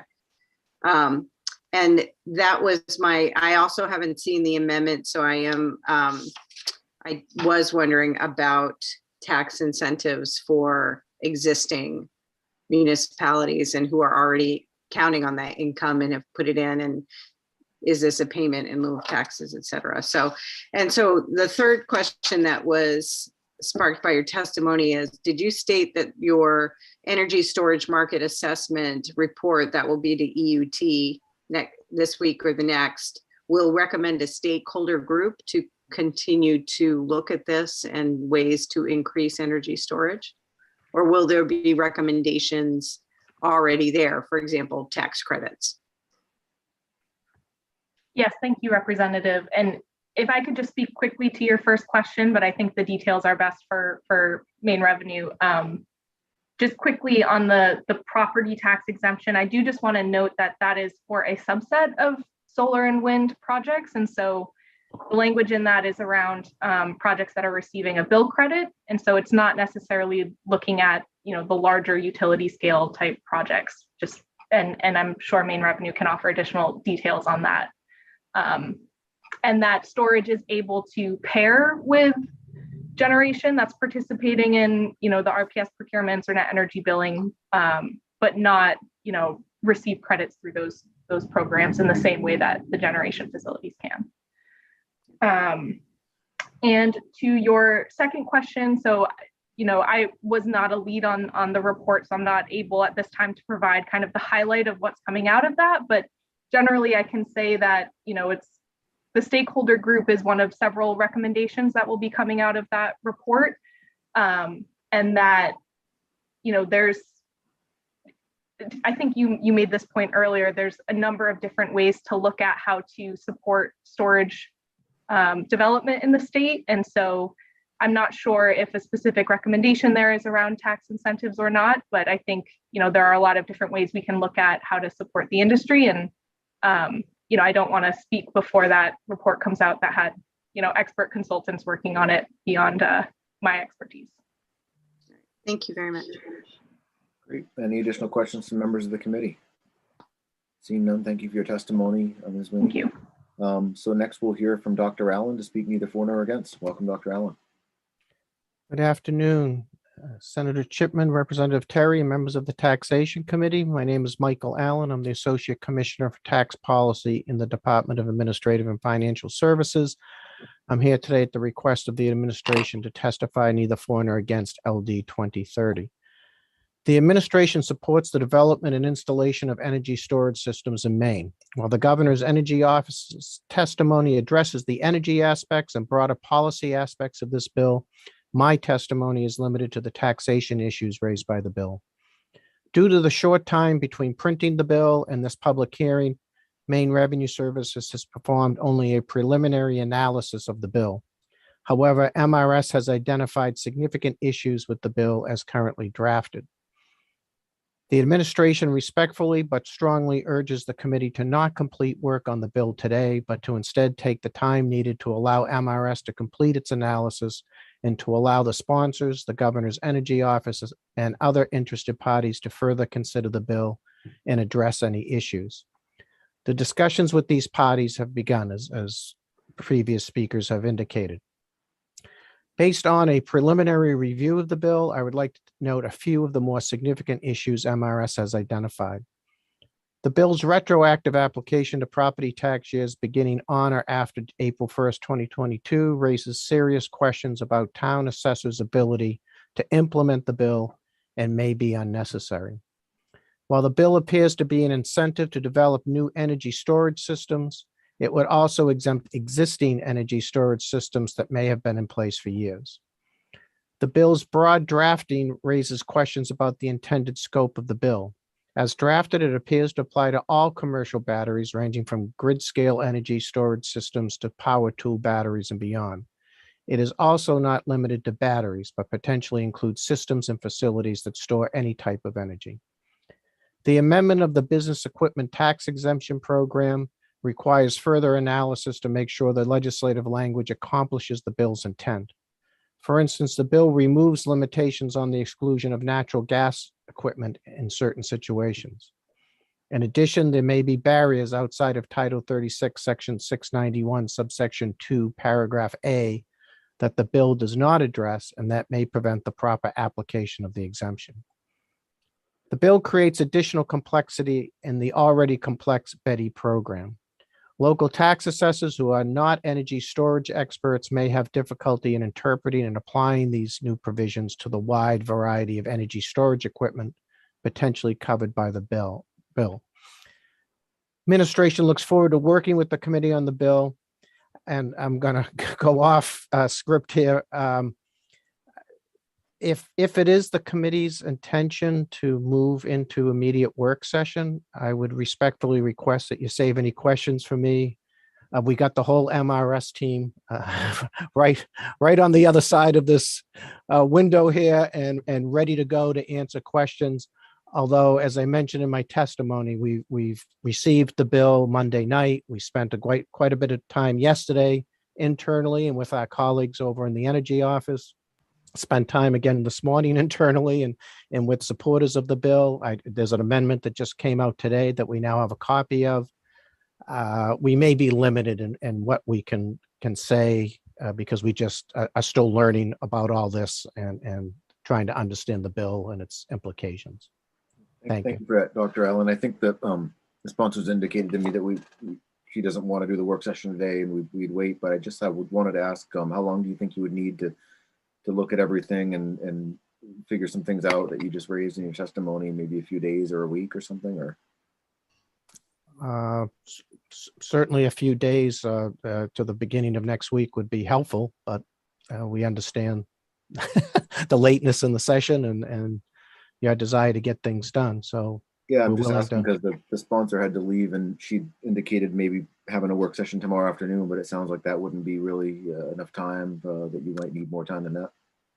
Well, we would like more time, but if that's the time that the committee would like to meet, then we'll be prepared for tomorrow afternoon. Or tomorrow afternoon would be preferable. Well, we could potentially have the work session Friday, but if we don't do it this week, we'd have to ask permission to meet next week because we don't have any more permission to meet after this week. Even today was a special request to be able to have this hearing. So, but yeah, definitely mindful of that. I want to give you the time that you need to look at everything for sure. So we have a couple of questions, Representative Collins, followed by Representative Sachs. Thank you, Mr. Chairman. Thank you, Mr. Allen. And I can't speak for everyone on this committee, but I'm not ready for a work session now. And I would hope that we could do it, give with everything going on, ample amount of time to make sure we all feel good about the direction we're going, because there are some things, to me at least, that I'm still trying to figure out, not being an expert in the short hour and 45 minutes of learning about this. But I know that it might be premature, Mr. Allen, but you probably can't at this point pinpoint even to a ballpark figure, but what is, I was trying to find out what the value actually might be of what we would be giving. And I know we probably can't give up a specific number, but do you have any suggestions or thoughts on that at all? I don't, because we're asking the same questions that many members were asking, and answers have been coming in as you have been hearing the bill, and we just haven't had time to absorb it all and think it through. So sorry, I just don't have anything at this time. No, that's fine. I think that's to my point. I mean, whether we have to take a day or 2 days or next week, I mean, I just want to have real information to look at and discuss before hopefully voting. So, I mean, I don't mind waiting, whether it's 1 day or 6 days or whatever. I mean, I think the point is, I think at some time soon we can have more clarity, but I'd rather make sure what we have is solid before we, decide. At least I'm speaking for myself anyway. Thank you. A question for Representative Sachs. Thank you. And so for the work session, Dr. Allen, the same question that I think I've asked 3 other people was, the reason that the bill is being brought forward in part is because they're stating that there is not parity for this particular system with solar and wind who receive tax exemptions. And so I'd like to confirm that with your office and see if there are, what those current tax credits or rebates or programs are as they apply for solar and wind. Is that a clear question around the question of parity is what they were asking for? Yes, Is and we that- will be prepared to answer that for your representative when Thank you. return That I for think work is session. probably my main question. My second one regarding the Betty Better, I would think that a problem of assessment would come up no matter what emerging technology or industry this was from, whether it be this or that. And again, for the work session, that's probably the part of the bill that I'm most interested in is because if we're talking about capital investments for any business and new investment, how does that impact this particular business? They're saying that the second part of it is our supplies costs have gone up exponentially. And for any business, they talk about needing investment in that business. So my question for the work session is how much of a stretch or how difficult would it be to integrate this into the Betty Better program, which we do for so many other industries? So that would be my two asks if we could for the work session. Again, trying to focus on tax policy. The whole other stuff about whether this spurs development for the grid or for energy storage, I think is far, far more complex than this committee. Frankly, I'd also like the delay on the hopes that we could get the report from the governor's energy office, which speaks directly to this issue. So that would be my three. Thanks. Additional questions from members of the committee? Do you have another question, Representative Collins? Are you all set? So seeing no further questions, thank you for being with us, Dr. Allen, and your testimony, neither for nor against. We don't have anybody else signed up to speak on this bill, so we'll close the public hearing on LD 2030. And so I guess at this point, we're not going to go into work session on this bill because folks aren't ready, and the sponsor indicated she wanted to wait. We do have a work session scheduled for LD 2010. This is an act to help Maine residents with high electricity costs. That's President Jackson's bill. And I don't know if he's with us, Lena. Do you know if he's with us, or have you heard from him at all? I don't see him in. I haven't heard him. Nope. I sent out an email yesterday, but I didn't hear anything back. Do you mind calling to his office and just seeing if he's available to be with us? I mean, obviously we would need to have him with us for the work session since it was a concept draft and I was working on some language to kind of see where he is on that. But if you could call his office and let him know we're ready to start the work session on this bill, that would be great. In the meantime, why don't we just take a couple minutes to be at ease if folks need to get up and stretch their legs, get a drink of water or anything like that. And then we will come back in just a few minutes when we have Senator Jackson.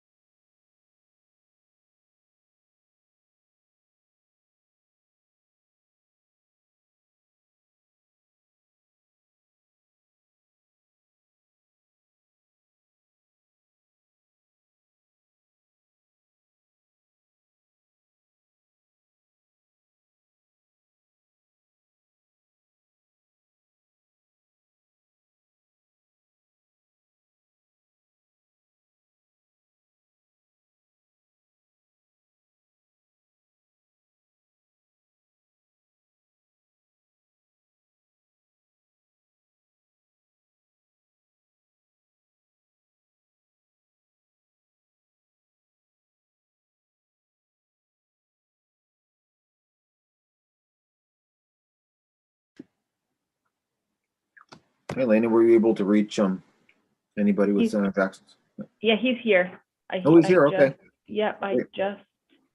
just waiting for him to come on. Yeah, so why don't we, why don't folks come back and we will jump right into our work session. Looks like we have Senator Jackson with us now. Let's wait for a few more folks to come back on and we will jump right into the work session on LD 2010.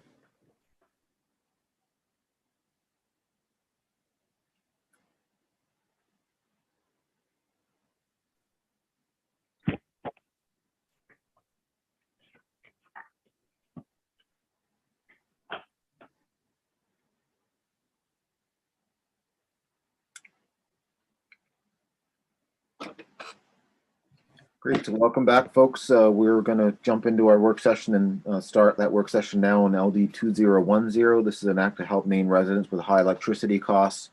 And if you want to give us just a brief review, Julie, and then we'll hear from Senator Jackson. Sure. It'll be very brief. I won't even bring up the screen share of the chart for this, but LD 2010 is President Jackson's bill. It's a concept draft which proposes to establish a tax rebate program for certain electricity rate payers. It would provide a $1,000 tax rebate for residential rate payers and a $2,500 tax rebate for businesses with high energy use. You held a work session on March 16th. There were lots of questions. The bill was tabled for the interested parties to work on the details of what a draft might look like. That's all I have. Great. We have Senator Jackson with us. I know that he's been working on some language for the bill and wanted to maybe get an update from you, Senator Jackson, on where things stand, if you want to give us an update.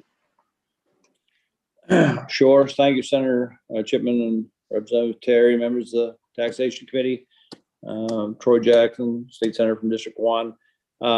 Yeah, I mean, obviously one of the things that, you know, tried to capture, and that was people that didn't get any help or aren't going to get any help outside of what we've done in the past, and a lot of heat funding and stuff like that. And so one of the lanes we were going down was this idea of for the small businesses, medium general services is what CMP calls it, and medium power is what Versant in their two different territories, Bangor Hydro and Maine Public Service, and these are you know, businesses like we heard testify, grocery stores, small convenience stores, things like that, that have had a major hit in their prices. You know, some of them, you know, $8,000 a month increase. And between the two of them, it's like 13,000 people in this business class. And so that's, I mean, I don't know. I certainly would like to try and figure out a way, or would have liked to try and figure out a way to help everyone with their higher electric rates.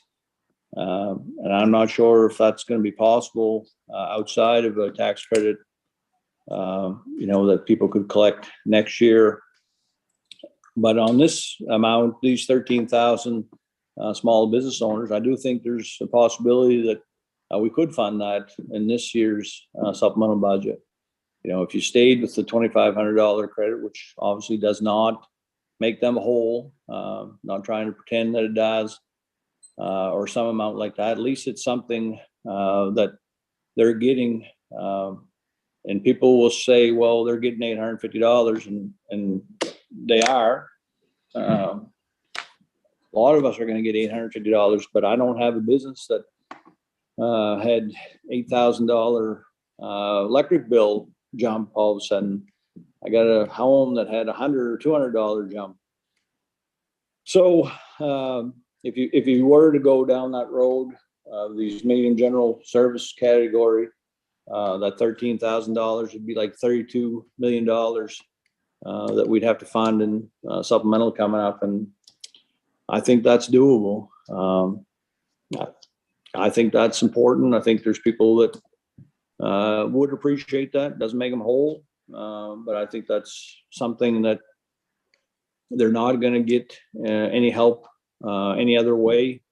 And if the taxation committee chose to go down that way, I think there's a way that we can do it. Senator Jackson, you're talking about between the CMP and the Versant, which covers most of the state. There are a few small municipal owned utilities, I guess, but it covers 95% plus of the state, I believe.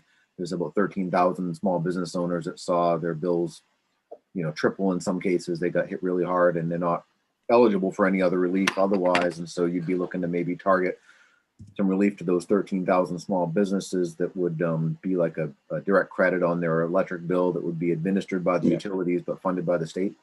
Yes, and just to be clear, I mean, I obviously understand that there's a lot more than 13,000 small businesses in the state, or 13,000 businesses, period. But I think these are some of the ones that do have high electricity use and really saw a big increase that never, there's just not a great way to recapture that. And so, again, not saying that there isn't other people that are deserving. I think this is a class that definitely is deserving that, we probably could do something meaningful to help them. Yeah. Okay, we'll get a question from Representative Bickford. Thank you, Mr. Chair. Senator Jackson, I guess my question is, for small users, homeowners that we're trying to target the most, I consider myself an average user, and my electric rate might have gone up $20. I mean, how many people are really affected by these $100 to $200 monthly rates? I'm having a hard time understanding that. It must be a enormous property for someone to have those kind of rates increasing. These are small businesses, Representative Bickford, I believe we're talking about. Small businesses, okay.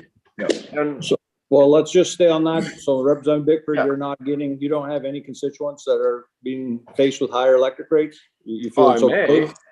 I may, but no one's reached out to me, and I know by my own electric rate, I've gone up $20.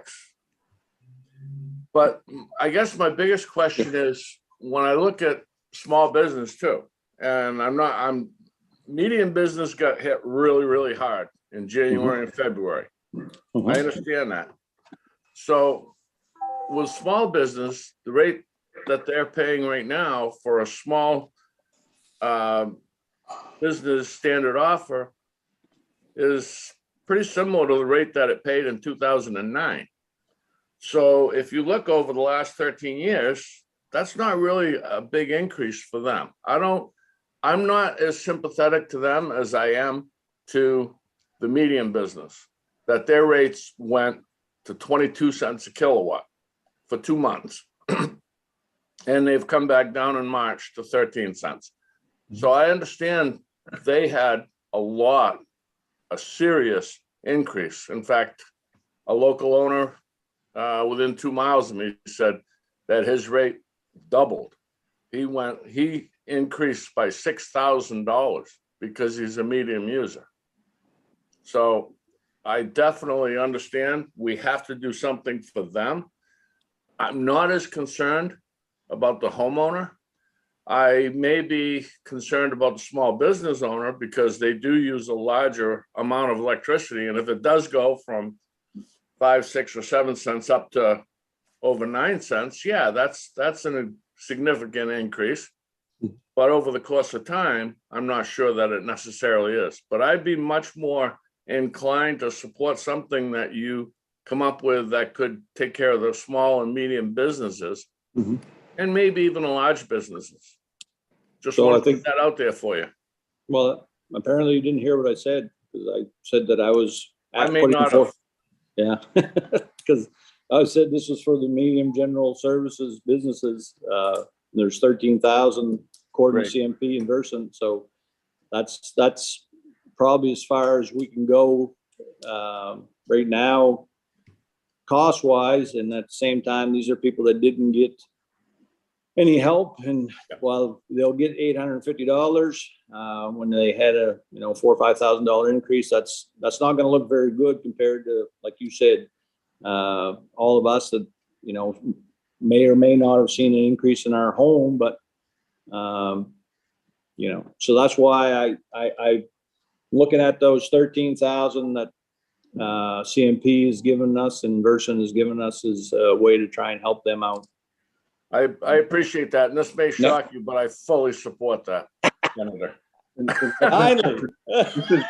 Representative Bickford and other members of the committee, these are the medium general service category is a category that they have identified that certain businesses fall into this category. And from what I've heard, some have seen an average bill of $900 literally triple to $2,700 every month. Yes, absolutely.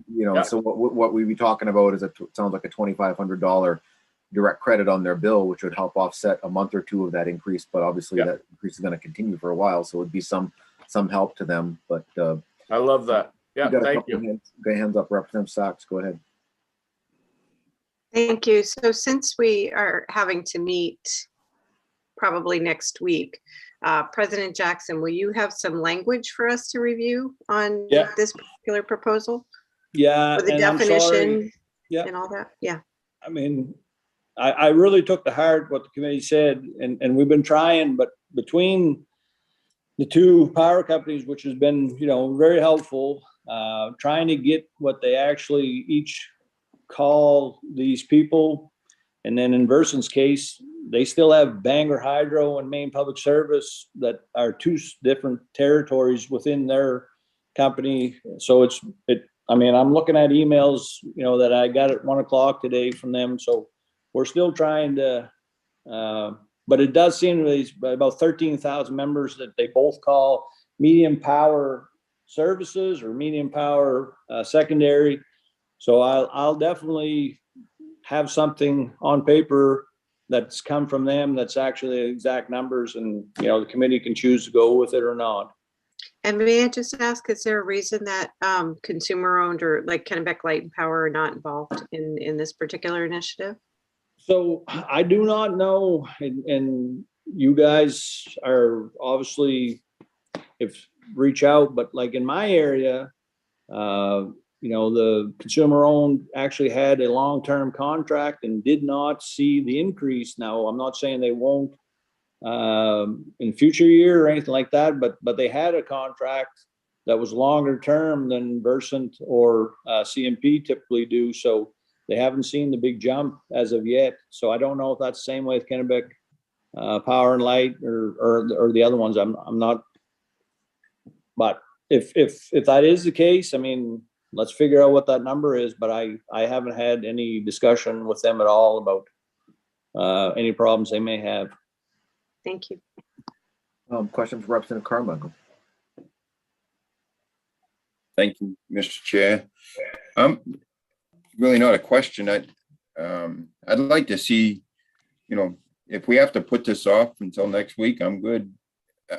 I'd rather see something become of it. I don't want to see it die here. Our small businesses really, we really wasn't affected by it, my personal business, but I know a lot of businesses that were, and I'd like to support something that we can do to help them guys.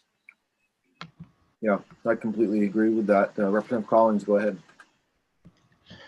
Yes, I think a lot of us on the committee are kind of thinking on a similar wavelength here, but if there's a way which I think makes sense, if these 13,000 or so are identified. I mean, I went and spoke yesterday. I went to meet a voter, and let's say I went to a local restaurant and had a root beer, and there I talked to the restaurant owner, and I asked him about this issue and different ways to go forward, and he thought the way that we just discussed was reasonable, and I would imagine that this is already the case. But if anyone is really struggling, let's say there's a mom and pop place, and their $500 bill became almost $3,000 or something, that I would imagine this is already the case, that we would ensure that the utility companies would work with them and let them make a payment plan that so I mean, that's sort of what I'm hearing from just businesses in my neighborhood, and I don't personally want to see 180,000 square foot, multi-billion-dollar company get this, but I want to talk about medium and smaller size businesses, which I think we're all going towards. I mean, I'm guessing, and I'm also not opposed. I don't want to complicate this outside of the category of businesses that are really affected the most, but if there are some residential property owners that have been adversely affected very significantly, if there's a way that we could address that to some small degree as well. I mean, I think that's a completely different matter than these 800 whatever dollar checks. So, I mean, those are sort of the things I'd like to work with the committee on. So. Representative Sachs, go ahead.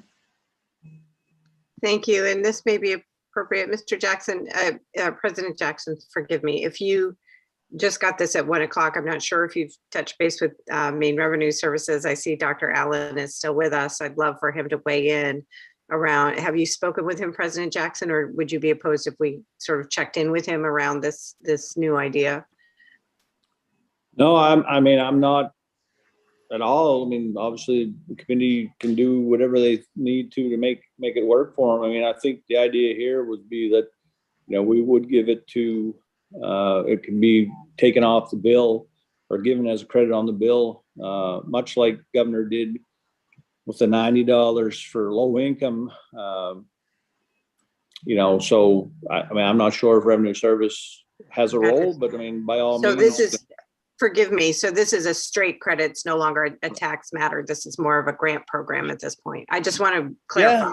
No, Okay. I mean, look, a lot of good intentions by the committee and myself. I mean, like Representative Collins just said, I mean, if there was a way to help residential customers more, I'd love to do it. I mean, that's why, I thought maybe the tax credit aspect, but it seems like that's hard to work out in this late time of the year.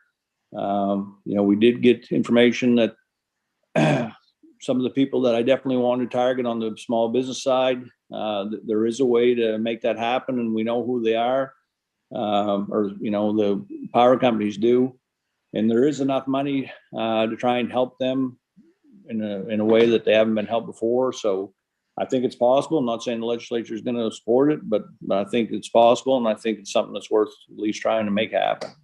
Gotcha. Thank you for the clarification on that. Thank you, President. And Representative Collins, you have another question? No. Representative Carmichael, go ahead. Yeah, thank you, Mr. Chair. President Jackson, so this would be something that would be administered by the power companies, and then the state would just pay them back for it, or, is that what? I thought that's what you said earlier. I definitely think that's the cleanest way, Representative. Now, obviously, if you in this committee process have a different idea, but they have already been able to identify, like I said, with that $90 credit and things like that. So having discussions with both of them, they definitely can target these 13,000 businesses. If the state decides to give them a credit of whatever amount, they can put it right on their bill as a discount that we obviously, that is workable, and they're both able to do it. So I think that's the quickest way to get the money in the hands of the businesses that need it. And I support that. All right. Seeing no more hands up, I mean, it sounds like we need to give President Jackson a little bit more time to work on the language, work out the details, and we do need to meet again on the previous bill that we had the hearing on today, 2030. Not sure when exactly, but in a few days or maybe next week. Take your time. But when we would have the idea would be to have the work session on both LD 2030 as well as this bill at the same time. We'd obviously need your permission, President Jackson, and the speaker's permission to meet again next week. But it's something, obviously we don't have something to vote on today. But we're glad you're with us to let us know what you're working on and how things stand with it, and sort of the road that you're going down with us. And great discussion from the committee about that. Do you have anything else, Representative Carmichael? You're all set? Okay. So I guess we are in work session on the bill, so we would need a motion to table from somebody if we're going to table the bill. If somebody would like to make that motion, Representative Carmichael, go ahead. I move we table this Second. until Second. We have a whatever motion time's by appropriate. Representative Carmichael to table LD 2010, seconded by Representative Collings. All those in favor, please signify.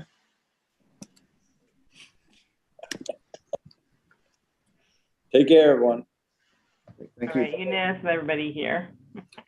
All right, so that motion carries. So that's the only bill we had scheduled for work sessions. So that completes our work for today. I don't know if you have anything you want to let us know about, Julie, before we adjourn. I did just want to mention, you might want to be aware that the Appropriations Committee is scheduled to, at least it was this morning, scheduled to discuss the tax provisions in the budget bill tomorrow afternoon at 2 o'clock. You're not required to be there, but if you're interested in listening in, just wanted to let you know that that was scheduled to be happening. There are also some other issues other than taxation that they'll be talking about tomorrow afternoon. So I don't promise anything about the exact time. The other thing I wanted to mention, I've mentioned it before, but on Friday, Government Oversight Committee is meeting at, oh, I forgot to write down the time. But that they're meeting tomorrow, not tomorrow, Friday. And part of their hearing will be, of their meeting will be a public hearing on the research expense credit report. So you might want to listen into that as well to find out what the public has to say about the report. Just wanted to mention those two things. Great. And just a question for you, from myself. You mentioned that we were going to be presenting our recommendations on the supplemental budget. Who presents those? Is that something that you present or somebody else presents on our behalf? Or you've submitted the report in writing. It was submitted last Friday, which was the date that they requested that it be submitted by. If you wanted to go and present it in person, you were supposed to let them know, and they would have set it up that way. Since no one let them know, then they've received the report. They're going to talk about it. They're not expecting anyone to present it as such. Okay. Is that standard for other committees too, to just present Yes. the report and not have people come from the committee to talk about that with them? I think one or two of them may have requested the ability to come and present the report, but most committees are not. Okay. Excellent. Well, with that, I guess we are finished with our work for today. So we'll adjourn the committee meeting for today, and please stay tuned for our next scheduled time to meet for the work session on those two bills. So have a good afternoon, everyone. Senator Chipman. All right. Senator Chipman, real quick. Yeah, go ahead. Will you just be able to respond to my last email about reporting those two bills out? I have the amendments for them. Oh, yeah, I'll do that when we get done here. Yep.